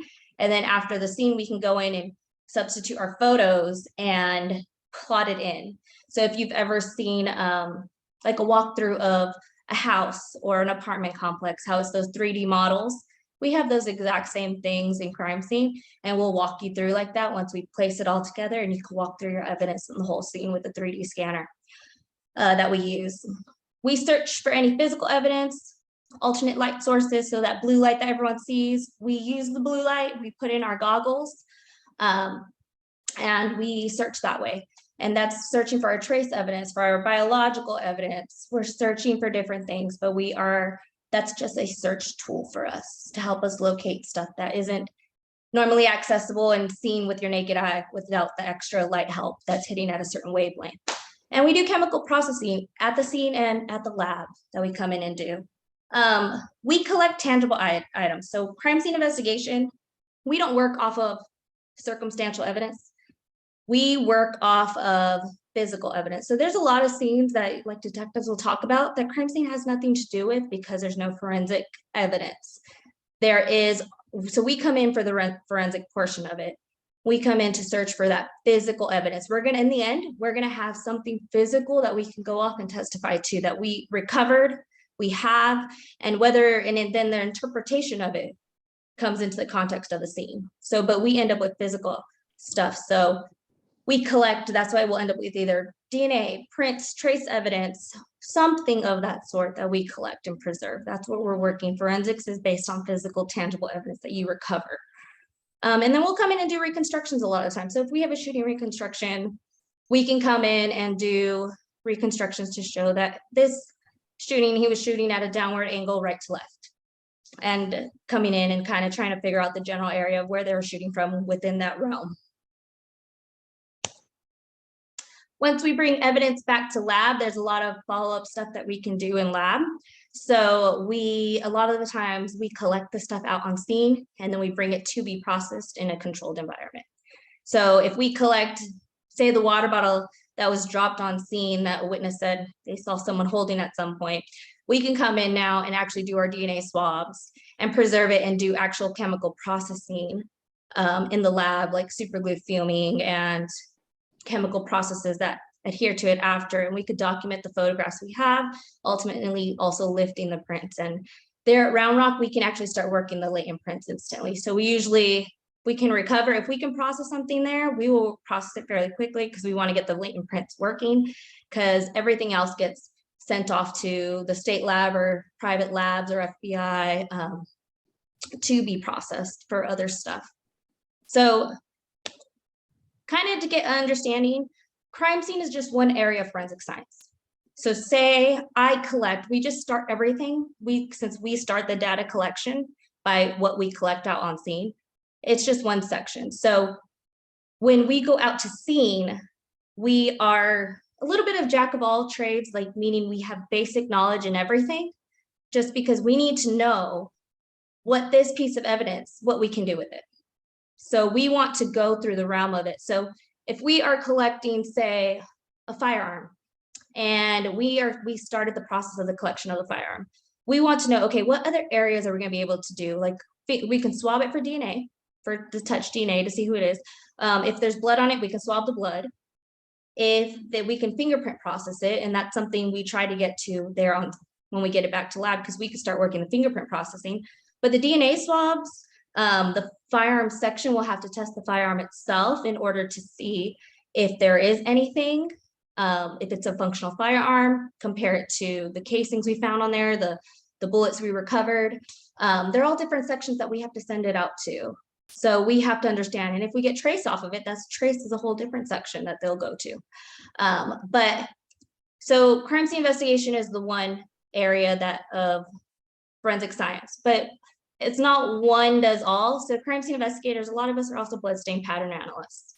So you have those that are bloodstain pattern analysts who have the training in that for the interpretation of it.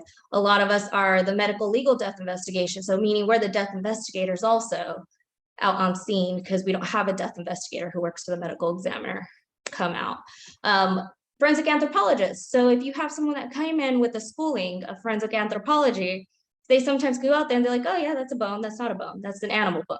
And they have that background. So we're not one role fits all. We have some who are trained in digital evidence and they can do the cell phone extractions as we come in. So you have multiple roles. Crime scene investigator is one role, and then a lot of us tend to specialize elsewhere and then go from there.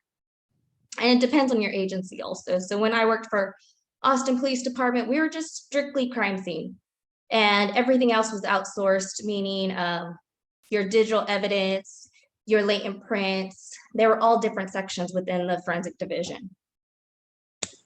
So this is where we're going to move to the case presentation. Was there anything on our roles of crime scene that have questions? Do you want some questions right now, or do you want to wait? Sure. Yeah, I can jump in with a few of these if that's okay. Sure. And just let me know if we need to wait on any of the others. Okay, so question from Erin.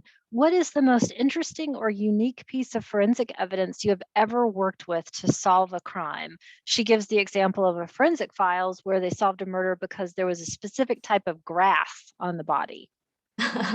No, so yes, a specific type of grass or soil that people have. We've had like food, hamburgers and stuff that people looked at. We have that we're able to extract DNA from. Trying to think of the most.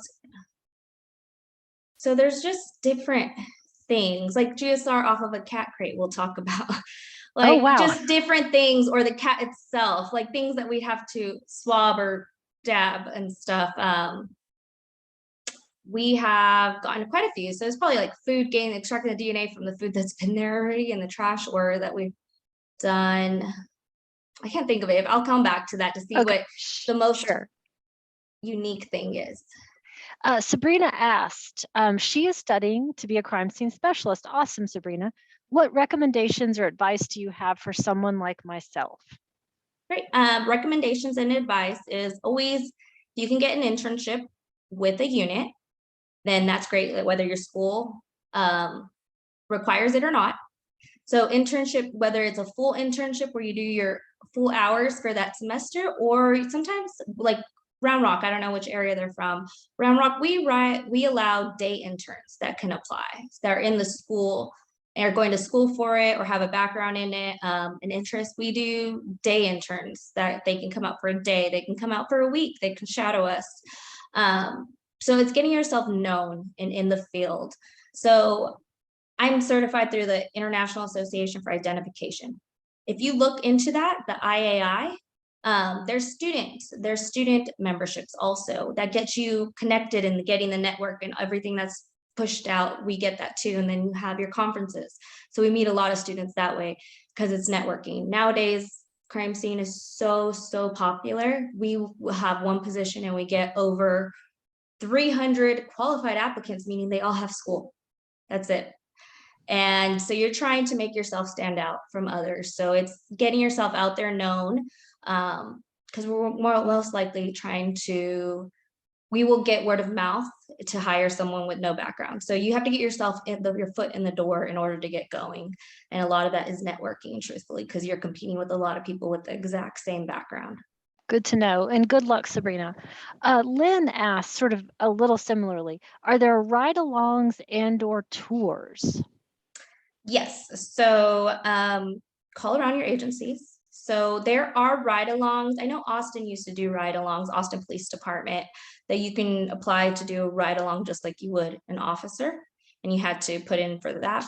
We do ride-alongs, meaning here at Round Rock Police Department, if you are someone interested in the field and have some kind of background in it.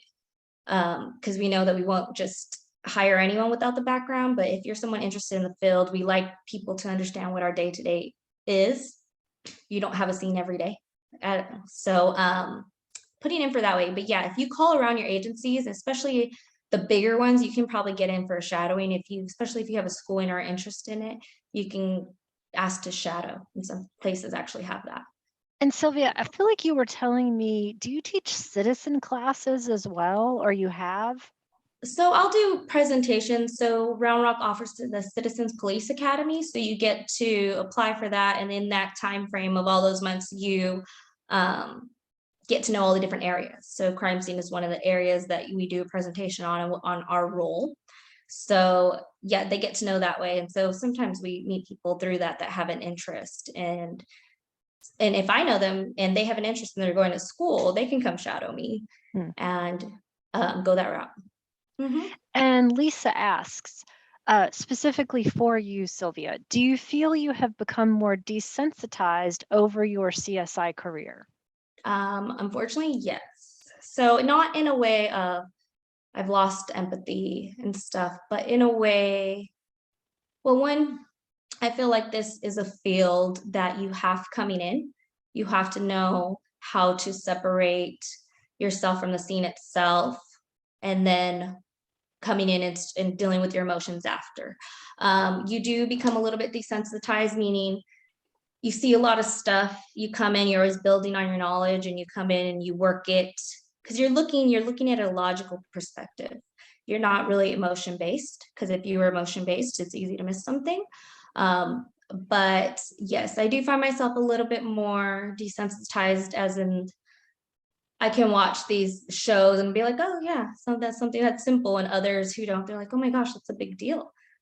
And I'm like, oh yeah, I guess so. But you do find that, but you have your outlets. We are big on peer support and talking through, and however your outlet is to deal with it. I know when I get child deaths, I just know how I find myself. I find myself a little bit more, or not caring. What's the word? I'm more involved with my son coming home. I'm a little bit more engaged with him than on a normal day, just because I know I just went through that, and that's how my outlet is. Like, I come back a little bit thankful for what I have. But you start to look at stuff a little bit differently, or when you bring something up, you're like, oh yeah, okay.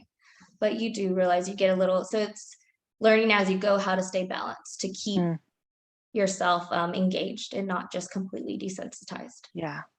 Mm-hmm. And a couple of folks are throwing in some good recommendations. The Science of Murder by Carla Valentine. It analyzes how much Agatha Christie's books are based on the true forensic procedures at the time she was writing, like trace evidence and fingerprints.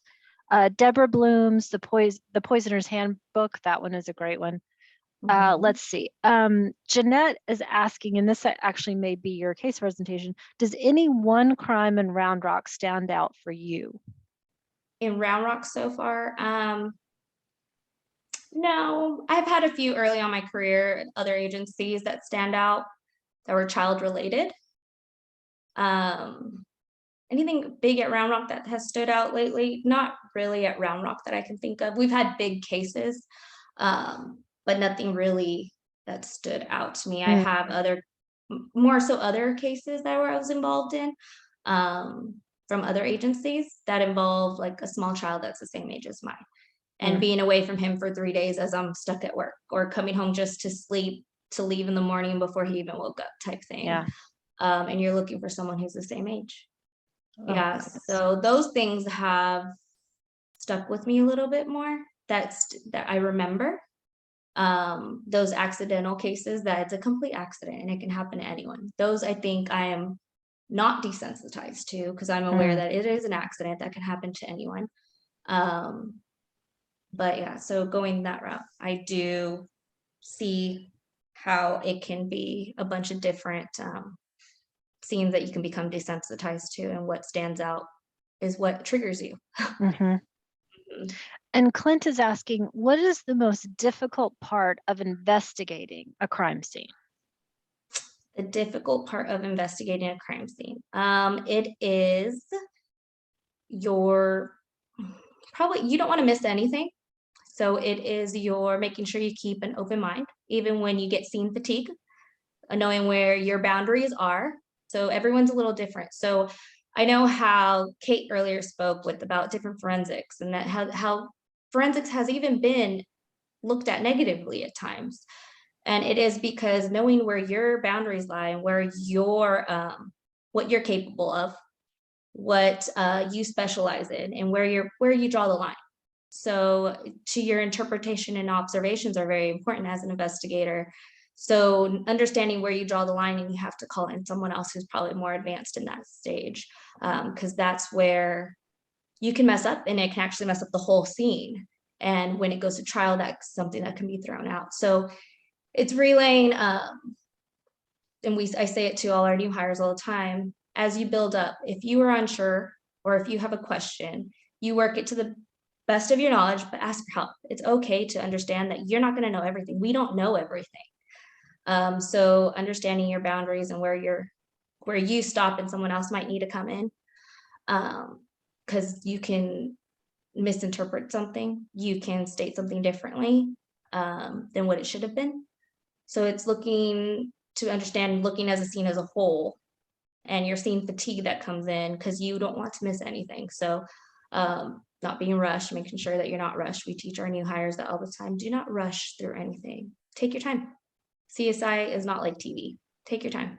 If you need to take a break and then come back in, the scene's still there. If it's not something that's outdoors, it's contained. Keep coming back in, because if not, that's how you miss stuff when you start to get tired or move past it. Mm-hmm. Speaking of the containment, Diane is asking, what's the hardest part about collecting and preserving evidence at a crime scene?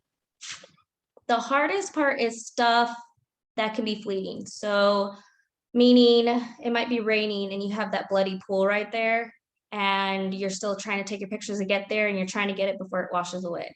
Sometimes you have to be quick and take your pictures differently, or grab your camera, or things change sometimes also. So outdoors, the hardest part of collection is it might be sprinkling at the time. If you get it wet long enough, it'll start to wash itself away when it comes to blood. So you're rushing against time to document at least. And sometimes you have to go straight to that fleeting evidence and collect it first. Take pictures, collect it first before you step back out and take pictures of everything else, because you can lose evidence, especially stuff outside. Those scenes that are outdoors tend to be a lot harder, as in your trace evidence to come in and collect. Indoors, you tend to have a lot more of a controlled environment. But outside scenes, chaotic scenes, roadways, where we're blocking the highway, those can be difficult to preserve stuff, because in general, you have a lot going on and you're trying to get out there and get as much documented and collected as in a timely fashion. We don't want to rush it. We don't want to miss it. But if you don't know, you don't know what you don't know technically. So if you're looking, and there's a lot of stuff we find as we're searching. So, but yeah, those tend to be the hardest part. Things change, and if it's not relayed to us properly, also as to something that changed before our arrival, because we have time. Like if there's signs of life, the officer and medics are going to move the person to a more stable, hard floor to work on them.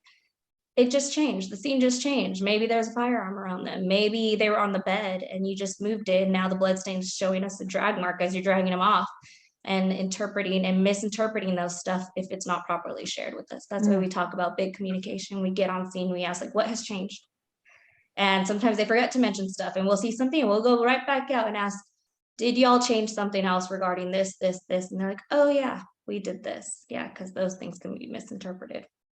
And I'll do one last question, because then we'll just have about 10 minutes for your presentation. Okay. What do you think what do you think are the future developments? I'm sorry. What do you think the future developments are going to be in CSI? Future developments in CSI. Well, we've come such a long way in DNA already. More digital evidence type stuff that you see coming out now. Digital is a big thing. So like infotainment systems is now a huge thing. Our digital evidence people can come in and connect to all these cars. With the more tech that comes out, the more technology that we can get. So I think with technology, we'll have so many more advances. So we have our people can go connect to your infotainment system, and then it will instantly tell you when a door was open. If two doors were open at the same time, letting us know that there was two people in the vehicle, because both passenger and driver side door opened around the same time. So those type of tech, I think it's all technology based coming forward. Digital evidence is going to be a huge thing of where we're going forward also. Yep. And Shmuel, I did see your questions, but there are a couple of kind of sociological questions that I was going to try to find some stats for you instead, okay. because I'm not sure that Sylvia would necessarily be able to answer those. But Shmuel was asking some stuff about how TV and internet are affecting the process, and then about, you know, kind of correlation, cause or correlation between crime rate and poverty levels and things like that. But I've definitely got them recorded, Shmuel, and everybody who's put a question in, I've got you in the running for a prize, so no worries. But let me turn it back over to Sylvia so she can make sure to get through her case presentation. Okay, let me do my case presentation. If we have any room at the end, we'll go over some more. Absolutely, thank you. No problem. Okay, so we're going to talk about the 2015 Katie Eager case.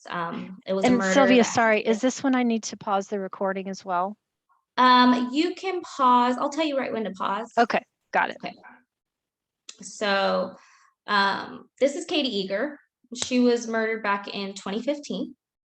So Katie was a 24-year-old from Longview, Texas. She was a graduate of the University of Texas in Austin, and she was a manager at the Alamo Drafthouse Cinema in Cedar Park area. And she lived with her boyfriend in an apartment over in Cedar Park. This is her boyfriend, Adam Solis. Kate and Adam. So if you want to go ahead and pause now, because I know some photos will be coming soon. I'm skipping around. There is just so much to this case. So if I miss something, I apologize, but I really just want to kind of hone in on the important facts of what convicted her. So she, now the police are there. The police officer who walked in had actually asked Darlie to get a towel and to put it on the boys, not a wet towel. By the way, there was no wet towels ever found. There was no such thing. So he was asking her to tend to her sons, and she basically just ignored him. She never went near the bodies. Okay, she never went near the bodies when police and authorities arrived. Paramedics eventually bring Darlie outside to tend to her wound. And here's a few interesting things on the 911 call I just want to point out. She's talking about, first she says him, right? It was a person, I saw them, and then she says they and them. So she has this inconsistency when they're talking to her at one point. She's saying, I saw one person, and then she uses they. So that was very confusing. They called her out on that, on her testimony. She also said that person was by her feet, and she saw them running past her. And what woke her up was one of her sons putting their hand on her shoulder.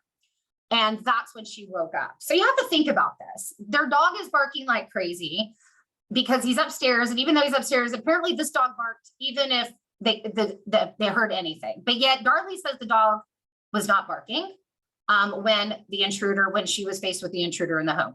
So Darlie tells the police that she wakes up, the intruder runs by her going through the kitchen. She follows the intruder into the kitchen, but then he goes into the utility room to exit through the garage. She says she never walks in that utility room. She says she turns around, she goes to turn around to flip on the lights, then she follows it back. So we're talking this, we're doing this, she's doing this, right? So she goes back, and then she says she sees the knife on the utility room floor, picks it up, puts it on the counter, and then that's when the fingerprints come in. So let's talk about that, because this is the first time she says it is on the 911 call. Oh gosh, I touched the knife. I touched the knife. We could have got fingerprints off of it. I touched the knife. So that's her first little, I call them like setting the scene. I'm working on a case right now that is a live active case where you are planting things in people's ears, right? For them to create a theory before the theory is actually known.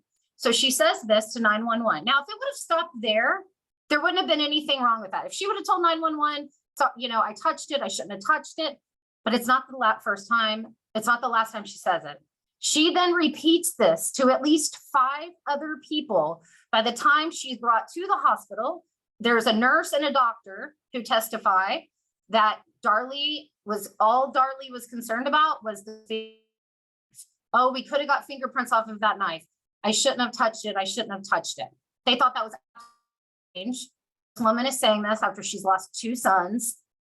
She just got through, or was about to go into surgery herself.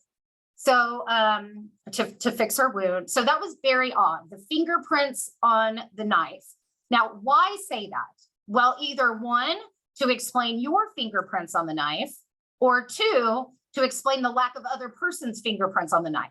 If there's no one else there on that knife besides you, that's your other way to explain it. So that's why the prosecution believes she kept planting this over and over again.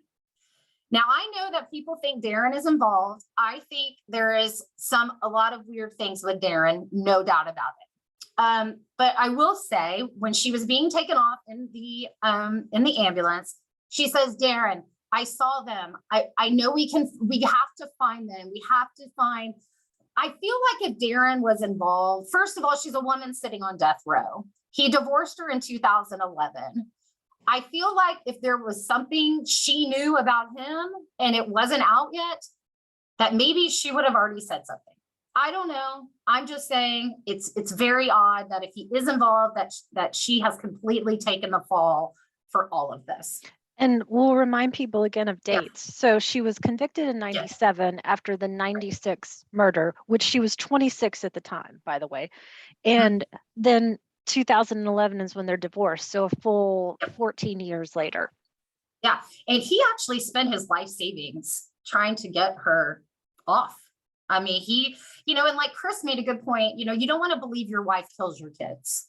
It could just be, but Darren, his story started to change a little bit, but they started to change in the direction of Darlie's story, right? So he's trying to accommodate and because he never mentions the wet towels, he never ever mentions it until they realize the sink has been taken out and that they found Darlie's blood. They find Darlie's blood on the handle of the sink. They find Darlie's blood on the faucet of the sink. They find her blood on a cabinet door, dripping on the drops on the cabinet door underneath the sink where she's standing. So police do believe she stood at the sink, made the cut herself, which is why you have the drops falling at her feet. Okay. So she says she hears glass break. I heard a glass break. I see somebody running by me. So let's talk about that glass. That glass was one single wine glass that was found on the kitchen floor. Now, here's the problem with that. The police officers went in and they did a reenactment of this. Suppose she said, it would tell you that someone was running by the wine cabinet, hits the wine cabinet, the wine glass falls, it breaks, okay? But this wine cabinet had mechanisms in it where wine glasses could not just fall out of it. They went up there and pushed themselves against it. They shook it. They did whatever they could. Not one glass fell out. Okay. So they don't believe one glass just happened to fall out by somebody hitting it. Plus, Darlie's bloody footprint is found below that glass, not above it, it's found below it. So the bloody footprint walked there before the glass was broken. There was no blood found on the glass. Darlie was barefoot when they arrived at the house, but she also had no cuts on her feet. So this is very important because the only way, if the glass fell before Darlie runs in the kitchen, there'd be no reason for the glass to be on top of her bloody footprint.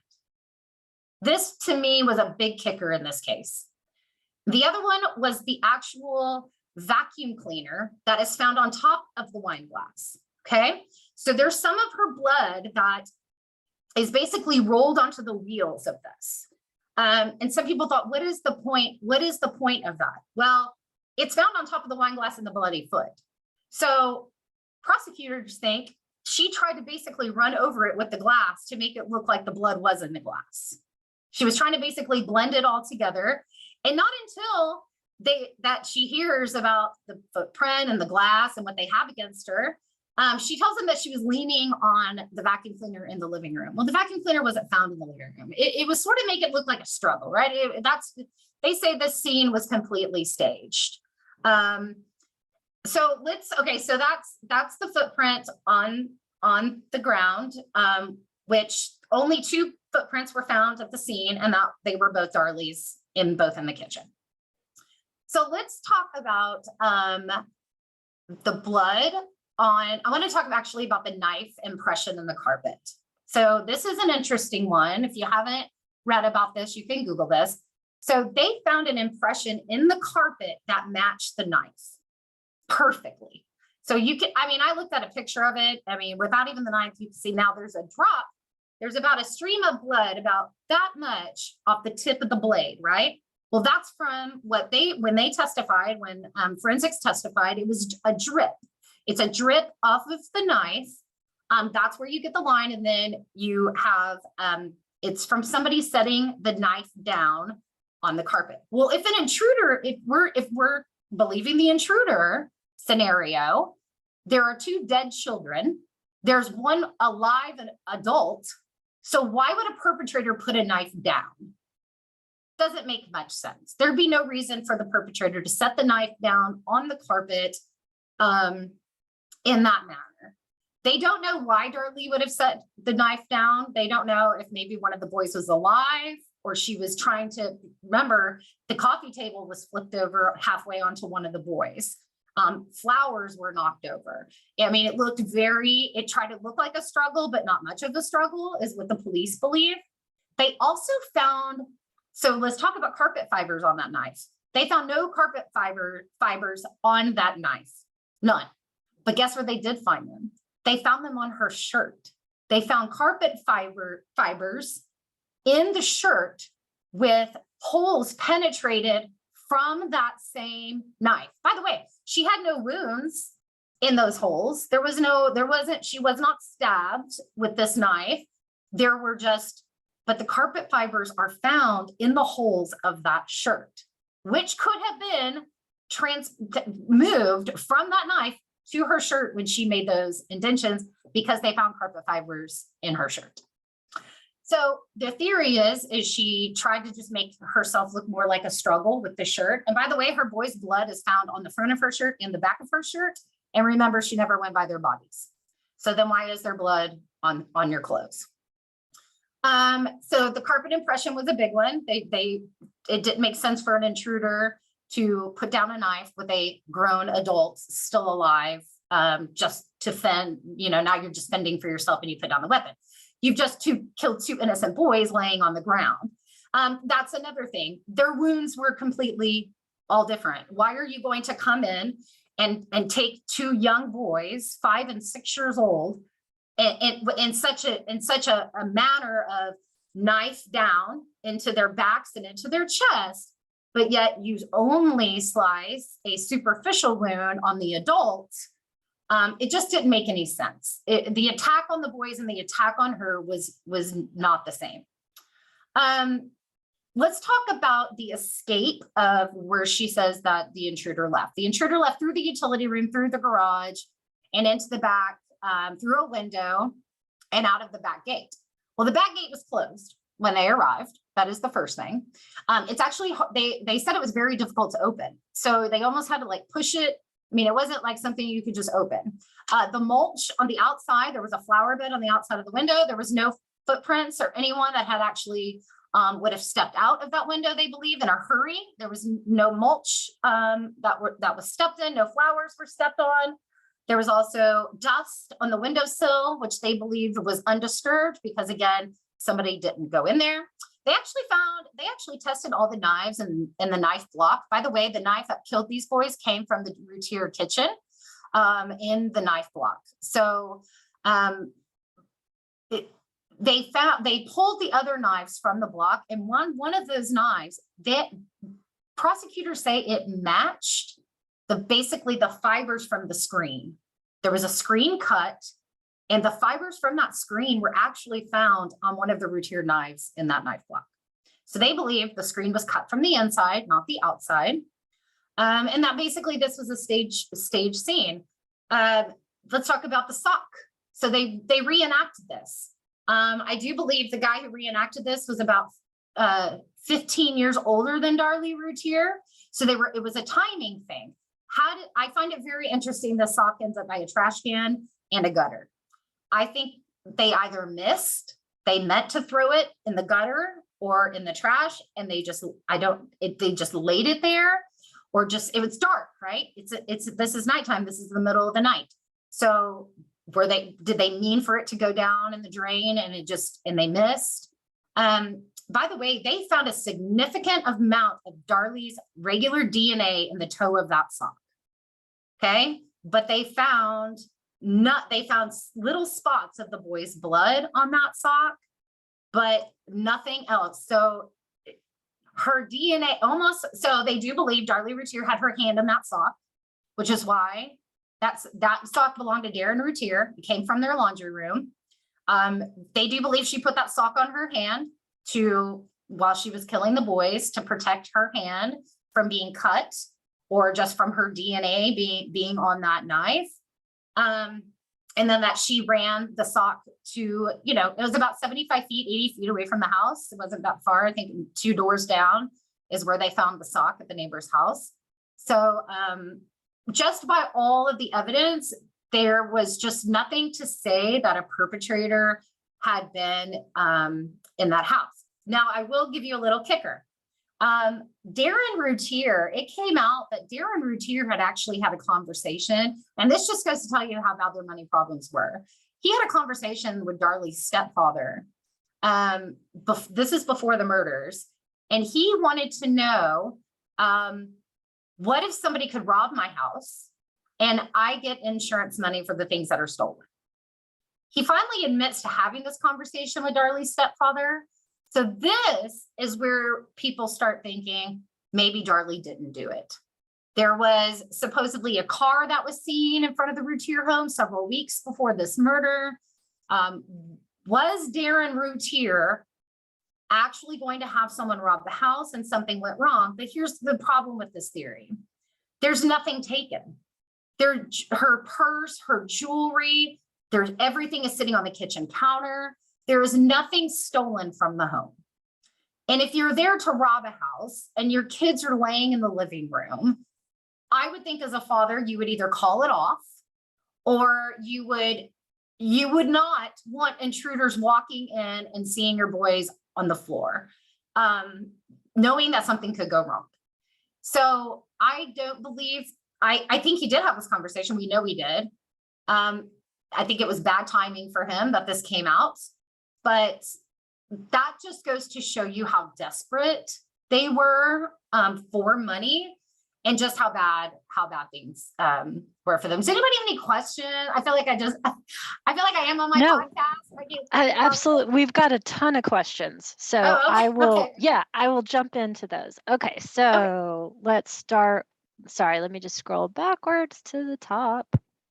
And I've been answering some of these people too, but we want your expert too. So Zoom user asked, how was she convicted of one murder and not the other if they happened at the same time? Fascinating question. So from what I understand, the only way they could get the capital murder, actually the death penalty, is to try her for the youngest child's murder. So that's the way I understood it, is because of the age. I think it was 5 and under. I think there's a law in Texas that it's an automatic death penalty case. So they wanted to give her death. They were going after the death penalty. And the only way they can ensure that is if they charged her with the youngest one's murder. And just to remind everybody, because Damon was 5 and Devin was 6. Okay, Lisa asked, what about the baby? So baby was not harmed. So baby's upstairs. So this is interesting because when the police arrived, she's not asking about Drake. It's almost like she knew where Drake was. She knew Drake was fine. There's nothing to worry about with Drake. Darren's downstairs. If this is an intruder, I mean, how do you know he hasn't come back? How do you know? This is a big home. How do you know, you just saw him run that way. You didn't actually see anyone leave. You just saw him run that direction. So they found this very interesting that she never ever asked about the baby. And by the way, you can find the 911 call on YouTube. Yes. So everybody can check that out. Okay. In the podcast, when we covered this, we play the 911 call in the beginning of episode 1, and then we talk about that call because there are some very interesting things said on that call for sure. And Mhm. Lisa asked, do you happen to know if Darren was the true father of the 3 children? And I don't believe there's ever been any indication that he was not the father or that anyone else was Yeah. the father, even Yeah. though they're both quite From young. what I know, he was. Yeah. Lydia asks, are there plans to prosecute her for the death of the other child? I mean, I think the only reason to do that would be to bring justice to that young boy. But as far as her conviction, you can't put anything else on top of a death penalty, right? You only have 1 life, so they're not going to give you 2 death penalties. And I almost wonder if it's just to the state, if it would just be more of a waste of resources because they already have her where they need her, and it costs a whole lot of money to go and have trials in court. It's very expensive. So my guess is that it's been this long. I'm gonna say no. Yeah. I'm And Diane asks, at the time of the trial or trials, how much was the mental state of the mother discussed? What was the rationale for her actions if she herself killed the children? And I added in a note to Diane, definitely check out the 48 hours episode from this year that has the update, because you will see stuff from the time that at most it's referred to as baby blues. So it was That's right. still, kind of undercutting if in fact Sure. she had some sort of an issue. That's all that was really mentioned. But yeah, sorry. So we talked about how the life insurance was not much money. So what is the prosecution saying? What was the reason she actually did it? Did she just go insane? What happened? No, so when they actually never even bring this up in court, the money. They don't believe the motive was money. They were having money problems, but based on her journal entries and based on what friends testified to and people that knew Darlie, the motive was she just didn't want to be a mom anymore. She had just had enough. Whether it was postpartum depression because of Drake, but there's a book out. Let me get the name of it. It's called, let's see. Maybe this is it. No, let's see. Okay, this book is called Precious Angels. So if you want to read about, now it's interesting because this author, after this book came out, she actually said she kind of got into some new evidence that might point to Darlie's innocence, but she never redacted anything out of this book or came out and said what I wrote was false. She actually interviewed people in this neighborhood. She interviewed people that knew the Routiers. If you listen to Darlie's voice, it's very calm. She's very soft-spoken, but people actually say she threw around the F word constantly. There is recordings of her when Darren was on a business call and she's in the background, F this, F that, you kids are effing driving me, effing crazy. Neighbors said that she yelled at the boys all the time. In fact, one of the neighbors said that she felt like one of the boys was mentally abused by his mother.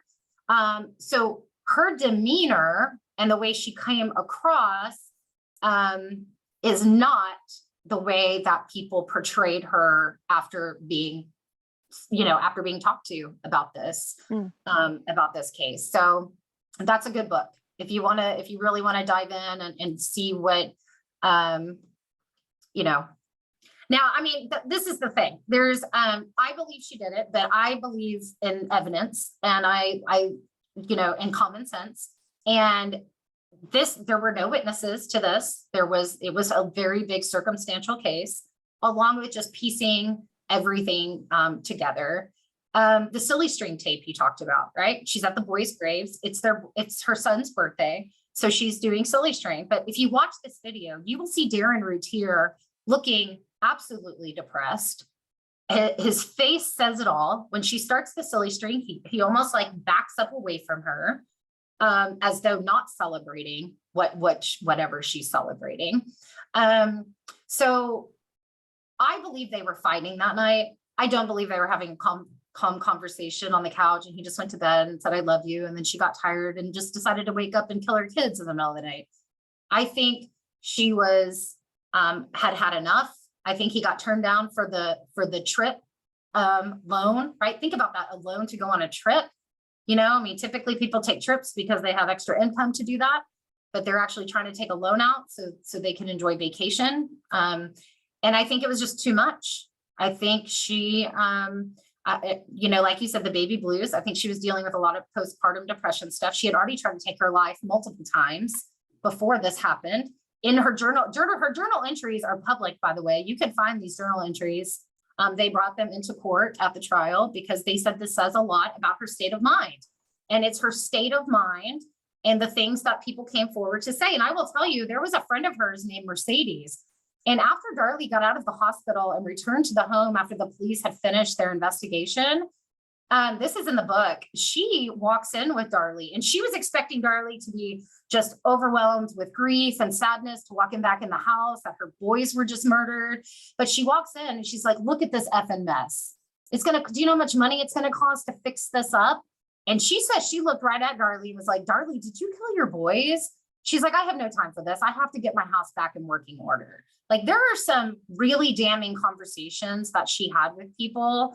So it's strange, right? Like, is she this sweet, kind, innocent, is she being framed by someone? Did her husband hire somebody to do this and no one's come forward? And by the way, no one has ever come forward. Nobody's ever come forward to say Darren retired, hired them, or he's responsible. There's nothing. And I know there are a lot of people that think he's guilty. Now, I think he's guilty of changing a story. I think he's guilty of trying to believe his wife didn't kill his boys. I think he's trying to help her. I mean, like Chris said, nobody really wants to believe that your wife would do that, but this is one of those things where they just didn't see anyone or any kind of evidence that anyone was in the house than Darlie downstairs that morning. And super nice comment and question from Aaron. Have not heard of your podcast until now, but you better believe I'm adding you guys to my podcast rotation. Awesome. Oh, awesome. Thank you. I'd be curious to know what piece of evidence you think is the most compelling. And she says, every time I hear another person talk about this crime, it's always interesting to see what they focus in on the most. Okay, so the bloody footprint was a big one for me, to be found under the glass, to know that Darlie was barefoot when they arrived, but she had no cuts on her feet and had not stepped on that glass. Now remember, this glass fell and then she runs in the kitchen. So she's running back and forth. And at some point, the police believe she would have cut her foot, but she never did. She never stepped on one piece of glass. And that's because they believe she just threw the glass down whenever she was finished in that spot, which means she had already cut herself before that, standing at the sink. I think the sink evidence is a big one for me. The drops of blood. If Darlie's running back and forth, why is she standing in front of the sink so calmly and still? That would have these blood droppings basically around her feet. I think it's her use of words, him, they. That's something so simple that can really just give you away if you're not really thinking about it. And the other thing is, why is it intruders going to just come in, stab two little boys for absolutely no reason at all, but not kill the adults? I mean, if she wanted the money, right, why not have Darren killed, right? He had a much bigger life insurance policy if this was about money. But again, they never believed this was about the money. So I would say the sink evidence and then the bloody footprint with the glass and the vacuum cleaner on top. And I'm sorry if I'm butchering your name, Ladustia? Ladustia. She's a listener. Hi, girl. Okay. She and Stacy are on the call. Okay. So was Stacy. the sock the only evidence found outside? Yes, there was no blood found outside. So that was another kicker, right? They found no blood on the windowsill, no blood going outside of the home. Nothing on the outside of the house. The sock is the only thing they found. So then you have to think, okay, perpetrator running away from the scene, has the sock, drops the sock on the way back to wherever they're coming from. So that was the intruder theory, is that they had it in their hand, they're getting rid of it on their way out, but there's no other DNA found on it besides hers and some of the boys' blood. So, but they do know it was Darren's sock. He testified that it was his sock in the trial. And Stacy asked this, but you've basically answered it already. Do you think Darren is involved? And you've talked about to the extent that you feel? I think he, I don't think he was the best husband. I don't think they had the best marriage. They try to portray like their marriage was wonderful.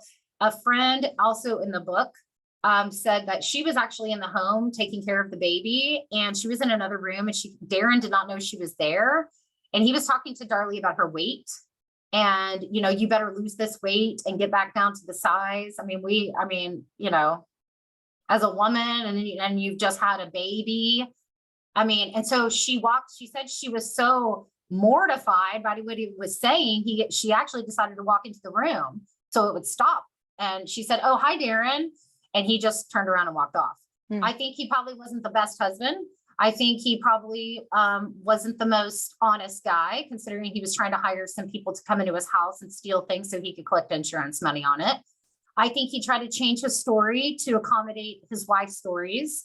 But I know there are people who I've spoken to that think he is responsible and she is not, and she took the fall.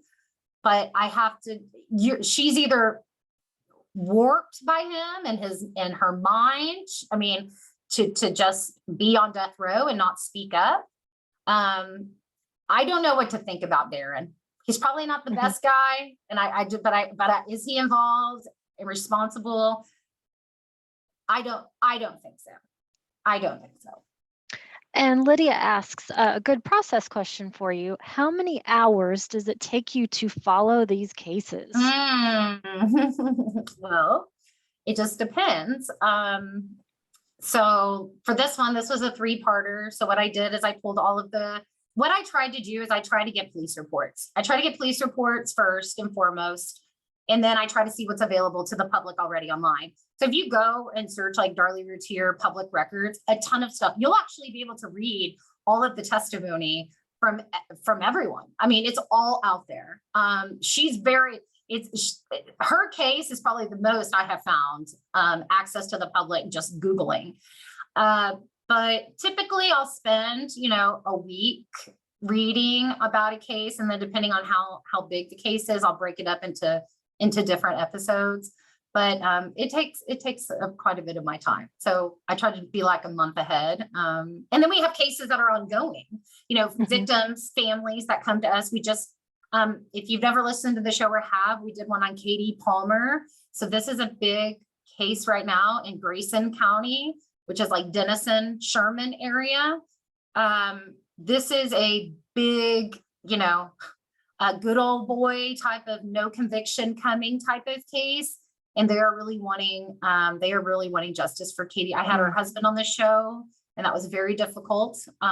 So when families come on and they want our help with something else, we try to do what we can to offer above and beyond just having them on the show. And question from Aladesta again. Does the youngest have a relationship with the mom? And that would be Drake, who was 7 months at the time. You know, I don't know if he sees his mom. I know the father does. I know that he raised Drake and they have a relationship, but I don't know if he goes to see Darlie. I'm not sure if he does or not. And Diane and I were talking about this in the chat too. I was mentioning that concept of how we talk about this stuff with the whole baby blues versus more modern language. And she was saying, yeah, exactly. There have been several famous cases. We had talked about a couple of them of mothers killing their children, either accidentally or deliberately. One mother drowned her children, and there was a lot of discussion about how to deal with this at that trial. And it just shows you the difference that time makes and location sometimes as well. And Sarah put a link into the Precious Angels book. Thank you, Sarah. Thank you. Charlie asked another process question. How do you choose your cases for your podcast? So typically we stick with Texas. That's where most of the cases we cover. We will go outside of Texas. So we're also on Patreon. So if you want to, we put out 4 to 5 bonus episodes a month. So you can go on Patreon. And so on those, I will come outside of Texas. We'll talk about just update true crime stuff. I do a lot of missing people on Patreon. So missing persons cases. We just try to spread it out just to kind of keep keep things in the light that maybe have gone cold. But I try to stick with solved cases most of the time. But there are a lot of important unsolved, but really I just have my resources and I just try to find cases that people have heard of and haven't heard of. So you will hear a lot on our show about that you probably never heard of. Mm-hmm. Right. Yeah. And like you were mentioning, families coming to you as well to get in touch. Yeah. Mm-hmm. And Diane this is slightly more of a rhetorical question, sadly, but why did no one step in previously to take the children away and place them with an agency or someone else? Well, because I feel, we talked about this in the Andrea Yates case, because I don't think it could have been any more clear to her husband or to anyone else that this woman needed help. And by the way, when Andrea Yates drowned her 5 children and they were all eating breakfast and she took them each one by one into the bathroom, there was only an hour that she had to do this. He went to work and his mother was coming to sit with Andrea because he was told not to leave her alone. That's how severe this was. And they didn't even take them away then. So I'm gonna say system fail. I'm going to say that this is why we're big believers on speaking up, whether you're a neighbor, whether you're a friend, whether you're a relative, you have to be thinking and pick up the signs. I mean, the signs were there. Darlie had history of this. Now, she wasn't on mental medication when she met Darren, but you have children and your hormones change and things happen. And you start saying things and start writing things and you just start to sound different. And people need to pick up on those things and ask if you're okay. I mean, her friends have said, in that book you'll read, they went to Darren. They were concerned. There were concerns with Darlie. And so, unfortunately, I always say our world is just a little big sometimes, right? And sometimes things fall through the cracks, but I don't know why. I don't know why Andrea Yates still had her children. And she was far beyond gone. So it's just sad. And I'm gonna take just one more question. I know we've got way more, but I still need to do the prizes and then we have the trivia. But just like with everybody, we could talk about this for 50 hours. I appreciate being here, but if everyone wants to hear like the full, you can go to our podcast and it's Darlie Retier. I think there are 3 big parts. So you can hear everything we talked about. Absolutely. So last question from Clint. What has been the hardest case to research and talk about on your podcast and why? Oh gosh. Okay. Andrea Yates. I took a week off after that because that was when you really dive in and you find out so much could have been done and just was not done. It's just heartbreaking. And then when you read and when you think about 5 children sitting at a breakfast table eating their breakfast, and then you find out that the last boy she drowned was her oldest, and he walks in when she's drowning the baby, and he's like, "What are you doing?" And he runs away, and she's chasing him through the house and gets him and brings him back to the bathtub and drowns him next to the baby. I mean, those are the things in my heart. And we talked about desensitizing, right? Ludesta and my friends on here. I've lost a son. Chris and I lost a son when, very different circumstances, but we lost a child at birth. And when you've dealt with the ultimate, you can kind of deal with the ultimate with your feelings. So I'm able to talk about these things because I know what that ultimate pain of burying a child feels like, even though it's different circumstances. I can relate with people in that capacity of, it's just, your life is never the same. These people who don't have these answers or lose these grandkids, Darren loses 2 children, and this isn't not, there's so many people affected by these crimes that nobody ever really stops to think of who's all affected by these things happening.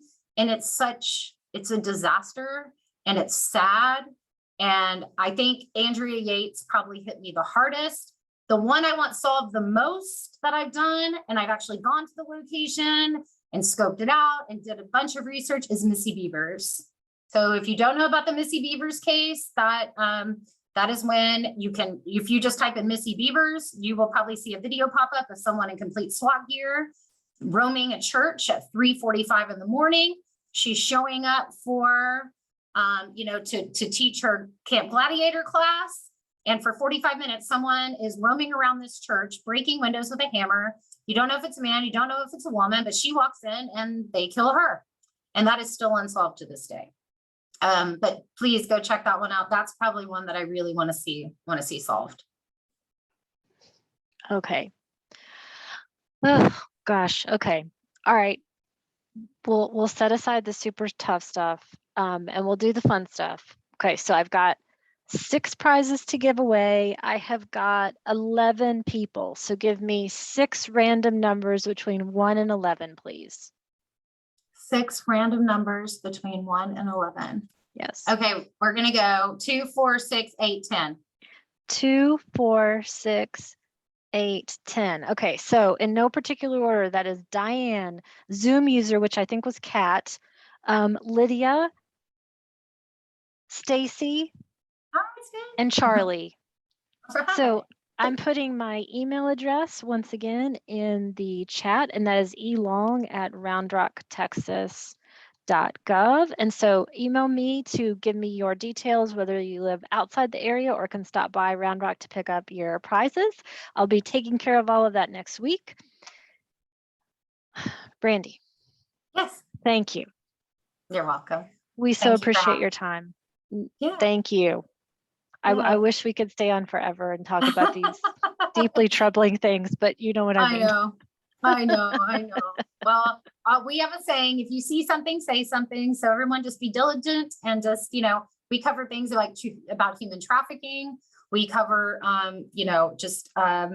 there's a lot of stuff that goes on in our world, and it's just good to be prevalent and to be attentive and to really know what's happening. And so true crime is, it's interesting, but it's hard. And, just take care of each other. Just be good. Absolutely. Absolutely. And everyone is saying, thank you. Thank you.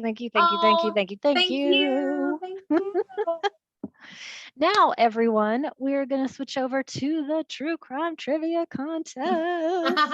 I've got a doozy for you. So please, everyone stay on. If you want, I still have even more prizes to give away. That's how many prizes we have this year. So yes. Okay. All right. Brandy, thank you. And I see you've already muted yourself. Thank you so much. So everybody, let's take a second just to transition over. I'm going to go over the rules of true crime trivia, but first I'm going to take a drink again. So bear with me for a second.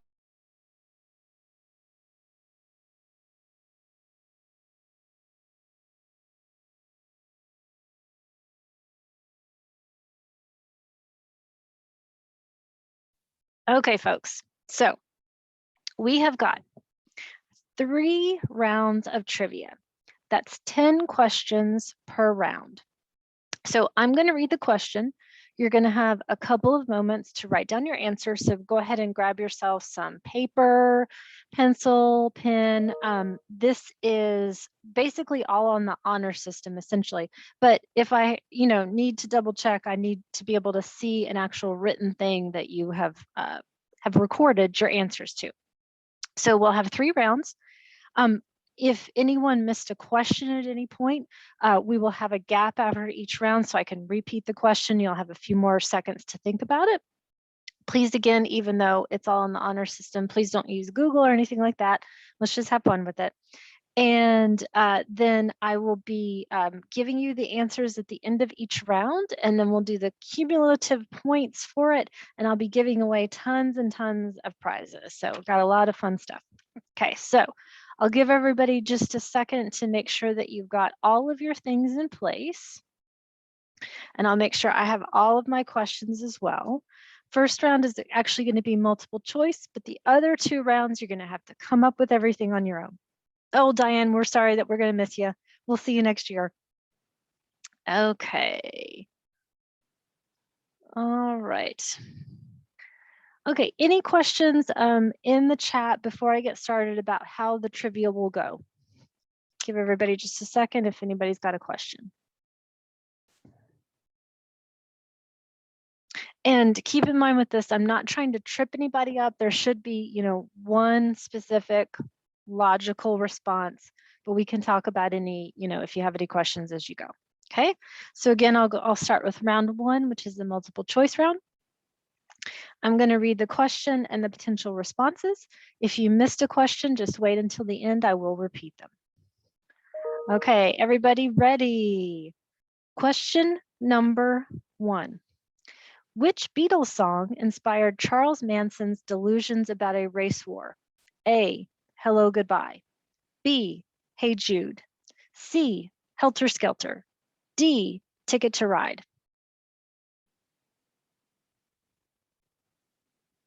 Giving everybody a few seconds. Question number two. Who operated an elaborate murder castle during the 1893 World's Fair in Chicago? Speaking of Eric Larson fans. A, John Wayne Gacy. B, H.H. Holmes. C, Mary Bell. D, David Berkowitz.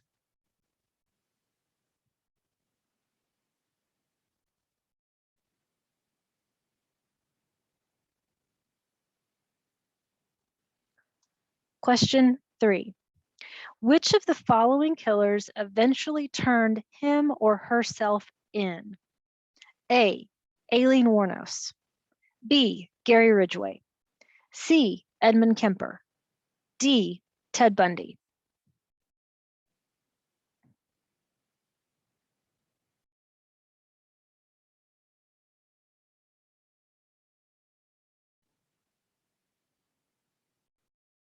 Question four. What was the name of John Wayne Gacy's clown alter ego? A, Funny. B, Pogo. C, Pasty. Or D, Loco.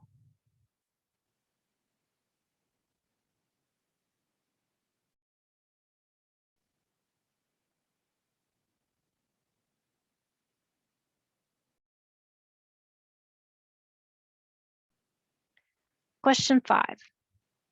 What did the son of Sam claim was giving him orders to kill? A, his dead mother's phone. B, his neighbor's dog. C, his car. D, his alarm clock.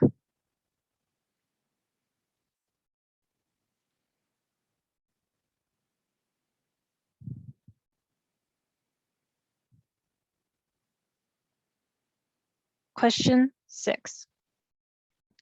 Who helped authorities profile the Green River Killer while in prison?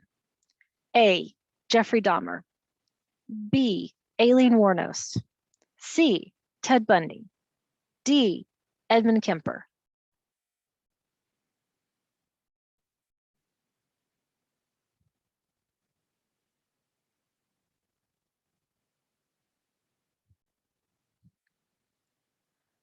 Question seven. True or false? One of Jeffrey Dahmer's victims escaped but was returned to him by police. True or false?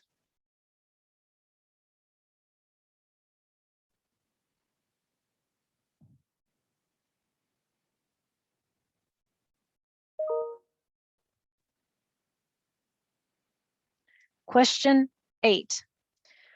Who was convicted and executed for the kidnapping and murder of Charles Lindbergh's son? A, Bruno Richard Hauptmann. B, John Condon. C, William J. Donovan. D, Mickey Rosner.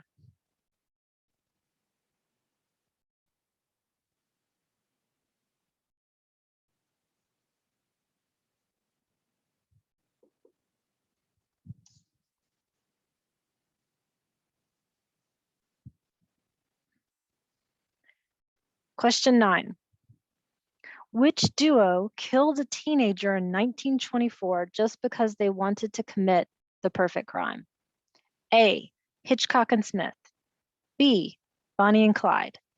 C, Leopold and Loeb. D, Harris and Klebold.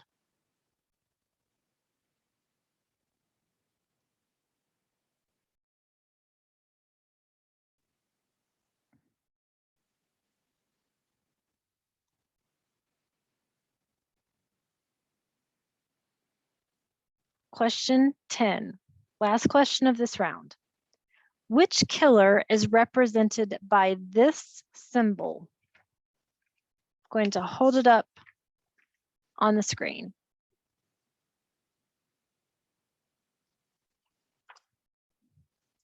A, BTK. B, the Green River Killer. C, the Zodiac Killer. D, the I-5 Killer. Okay, so while you're recording your answers, if anyone missed any of the questions or any of the multiple choice options, go ahead and throw that into the chat and I'll reread those.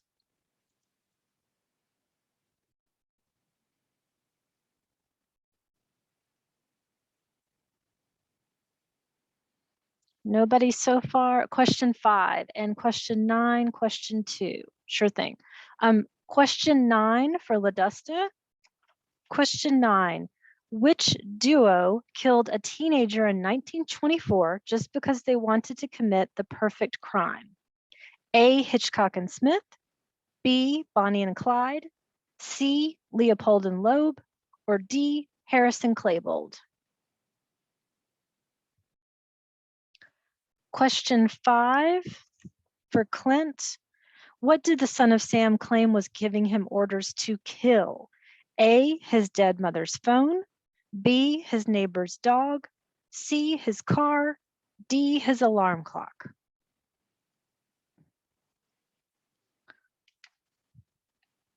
Question 2 for Jeannie. Who operated an elaborate murder castle during the 1893 World's Fair in Chicago? A, John Wayne Gacy. B, H.H. Holmes. C, Mary Bell. D, David Berkowitz. Cindy asked to see the picture again. I'm going to try to hold it up really well. Hopefully you can see that.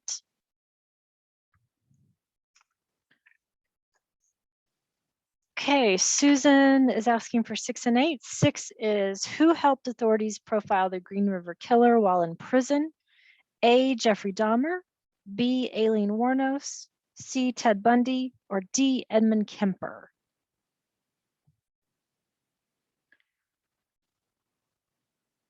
Question 8, who was convicted and executed for the kidnapping and murder of Charles Lindbergh's son?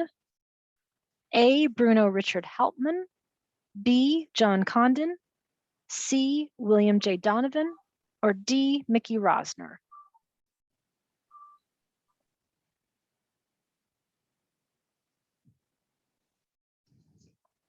Okay, a couple more seconds and I'm going to read the correct answers and I want everybody to tally up how many points they got.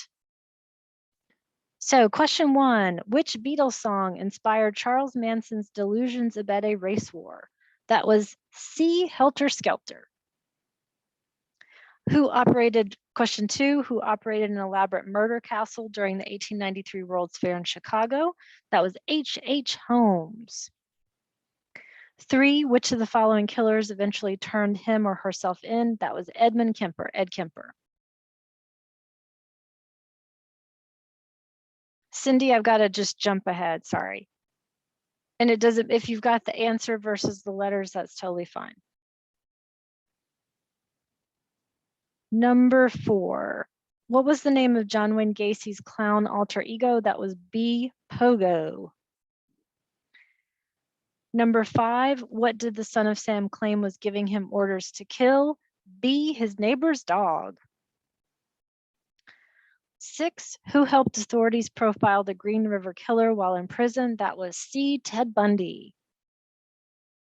7, true or false, one of Jeffrey Dahmer's victims escaped but was returned to him by police. Unfortunately, that was true. Number 8, who was convicted and executed for the kidnapping and murder of Charles Lindbergh's son? That was Bruno Richard Hauptmann. Number 9, which duo killed a teenager in 1924 just because they wanted to commit the perfect crime? That was C, Leopold and Loeb. What killer is represented by this symbol? That was the symbol for the Zodiac killer. Carrie, the answer for 2 was B, H.H. Holmes, and 3 was C, Edmund Kemper. So take a second. If you missed any of the responses, I can read the right answers again. Go ahead and give your tallies.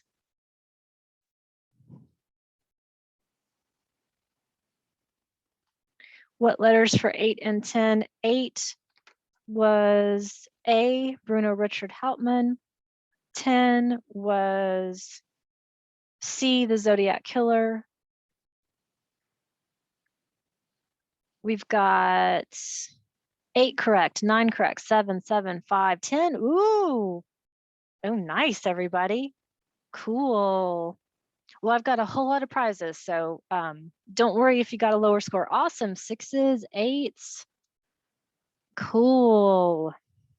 Okay, now it's about to get a little bit harder.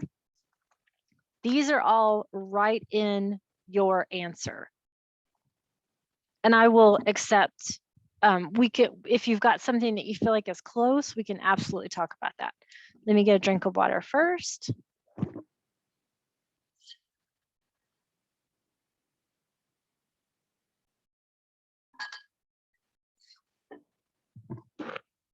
It looks like so far LaDusta is in the head. Jeannie's right behind her with 9. All right, everybody. Okay. Is everybody ready for round 2? 10 questions. You must write in your own responses. Okay, question 1. The St. Valentine's Day Massacre is associated with which famous criminal?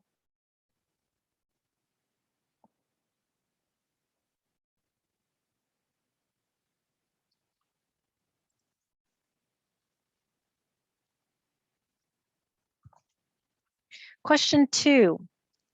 How did the angel of death kill most of his elderly patients?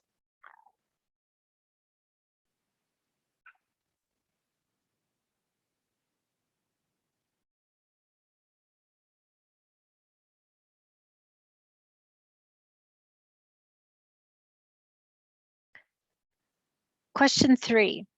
How long did it take to exonerate the Central Park 5 of rape?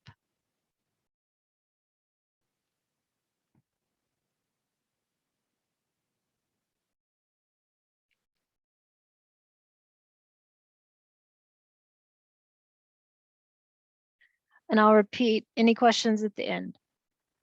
Question 4.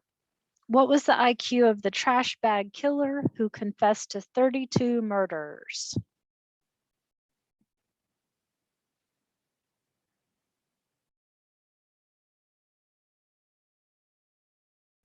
Question 5. William Herons became famous for leaving messages written in what?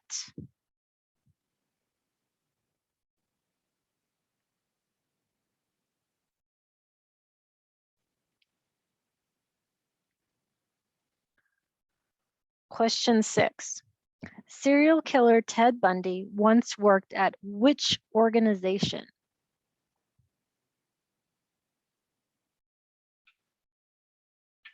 Just to give you a hint, we're going for huge irony with that one. Question 7. The alleged identity of the Golden State Killer came through genetic genealogy. What is the name of the book written by Michelle McNamara, who passed away before suspect Joseph James DeAngelo Jr. could be arrested?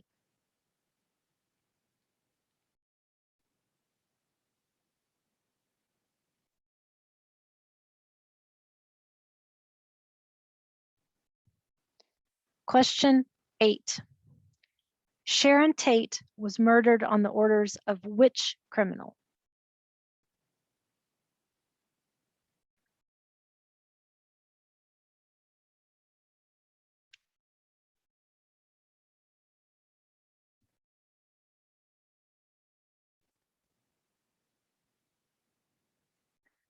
Question 9. Metal Fang was a serial killer known for what?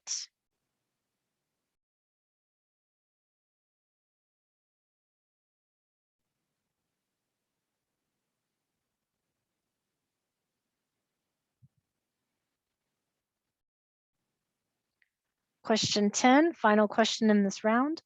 How did the giggling granny kill numerous members of her family?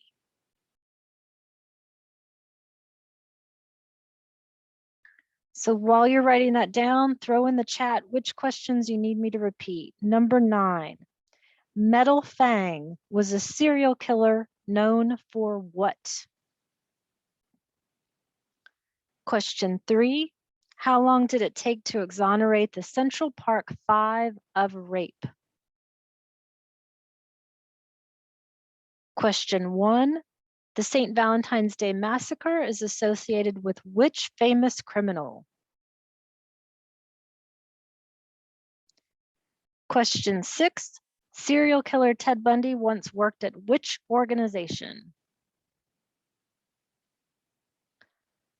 Question 7, the alleged identity of the Golden State Killer came through genetic genealogy. What is the name of the book written by Michelle McNamara, who passed away before suspect Joseph James D'Angelo Jr. could be arrested?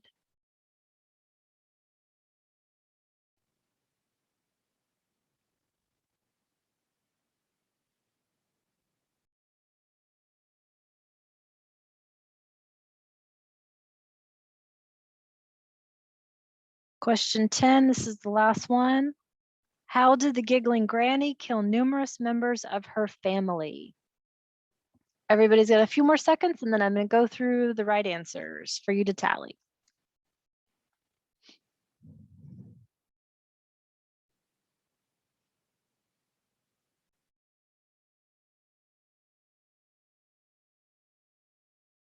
Okay, let's get ready for the answers.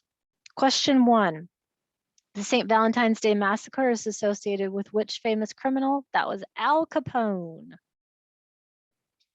Question 2, how did the Angel of Death kill most of his elderly patients? He drugged them. Question 3, how long did it take to exonerate the Central Park Five of rape? That was 13 years. Question 4, what was the IQ of the trash bag killer who confessed to 32 murders? His IQ was 180. Question 5, William Herons became famous for leaving messages written in what? Lipstick.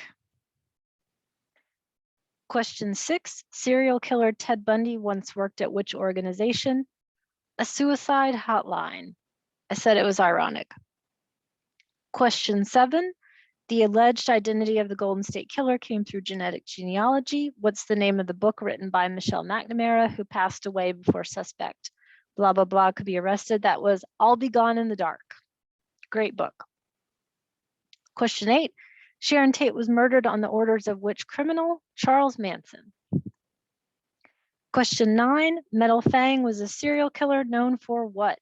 His metal teeth. Question 10, how did the giggling granny kill numerous members of her family? She poisoned them. Go ahead and tally up your stuff. Tell us where you are so far. Okay, tougher one, Ladessa. Stacy got 3, Tammy got 4, Lisa got 1, Carrie got 4, Christine got 6, Lydia's 1, Clint's with 3, Kat got 1. I told you it was hard. 5, 3, awesome. Okay, it's not going to get any easier. It's the final round. And be sure to add your 2 scores together so we can get the total. Okay. Is everybody ready? Final round, round 3. It's a tough one. Question 1. John Dillinger escaped from jail using what object?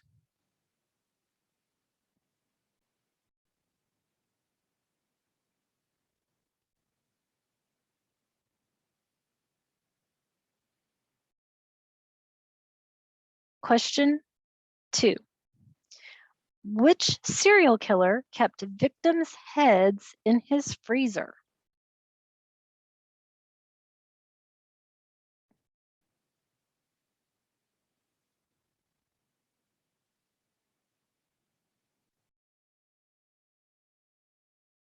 Question 3. What was the occupation of Dennis Rader, the BTK killer?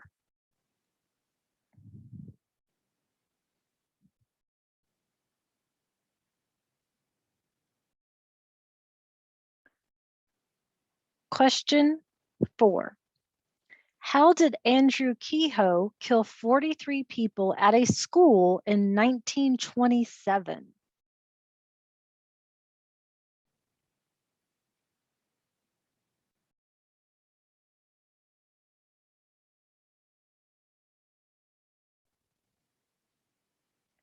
Question 5. Which show is credited with the eventual capture of family annihilator John List? Which TV show? I should specify.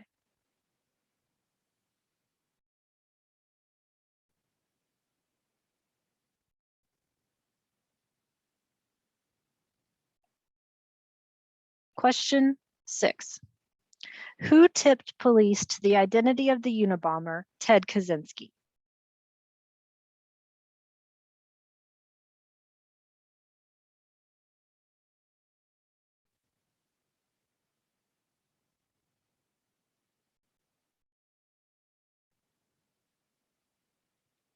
Question 7.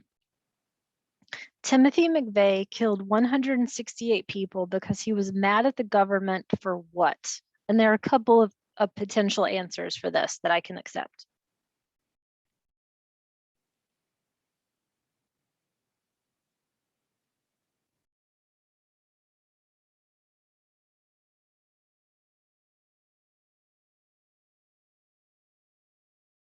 Question 8. How did mobster John Gotti die?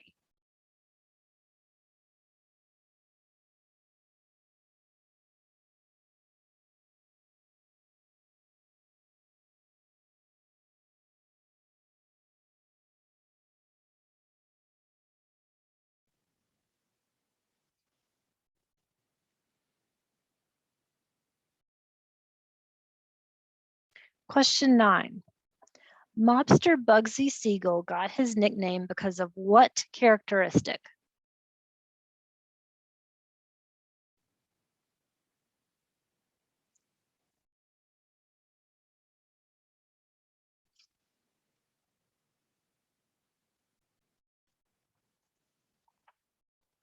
Okay, last question of the round. Question 10 for the whole thing.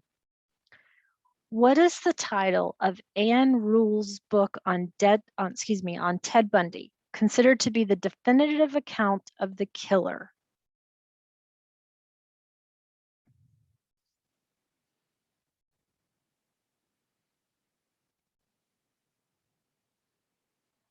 Okay, while you're writing your stuff down, let me know if I need to repeat anything.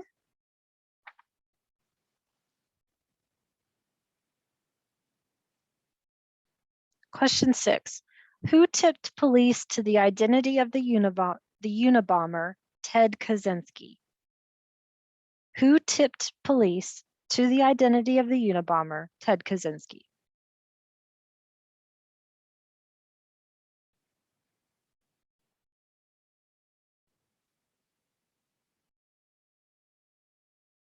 Any other repeats?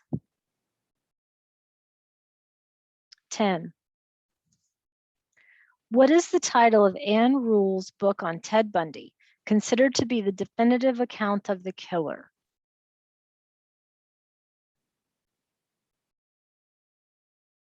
8. How did mobster John Gotti die?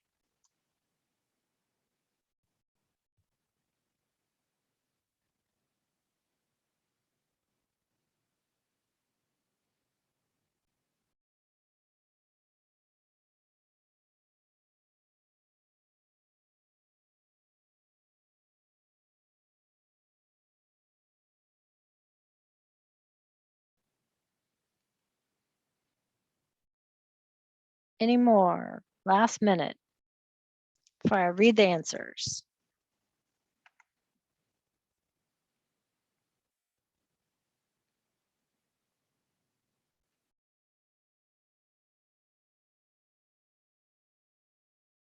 Okay, everybody, here are the answers for the final round 3. Number 1, John Dillinger escaped from jail using what object? A wooden gun he had whittled. Question 2, which serial killer kept victims' heads in his freezer? Jeffrey Dahmer. Question 3, what was the occupation of Dennis Rader? BTK. He was an electronics technician. Number 4, how did Andrew Kehoe kill 43 people at a school in 1927 with a bomb? Number 5, which TV show is credited for the eventual capture of family annihilator John List? That was America's Most Wanted. Question 6, who tipped police to the identity of the Unabomber Ted Kaczynski? That was his brother. Question 7, Timothy McVeigh killed 168 people because he was mad at the government for what? I can accept Ruby Ridge or Waco. Question 8, how did mobster John Gotti die? He died from throat cancer in jail. Question 9, mobster Bugsy Siegel got his nickname because of what characteristic? Sorry. He went into murderous rages. Final question, what is the title of Ann Rule's book on Ted Bundy, considered to be the definitive account of the killer? That was The Stranger Beside Me. So tally it all up. If you need me to repeat any answers, just let me know.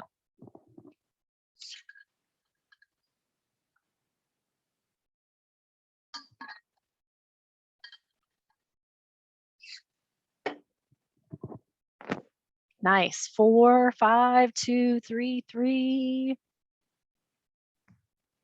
4. TV repair count for 3. I'll accept it, Clint. Oh, geez, Carrie got 7. Tammy got 2. Cindy got 4. Nice. Clint got 6. Good job. Electrician, no problem. Totally fine.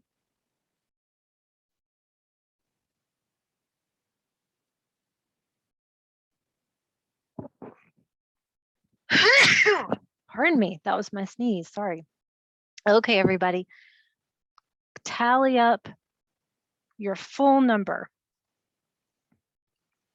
Okay, Carrie. Nice.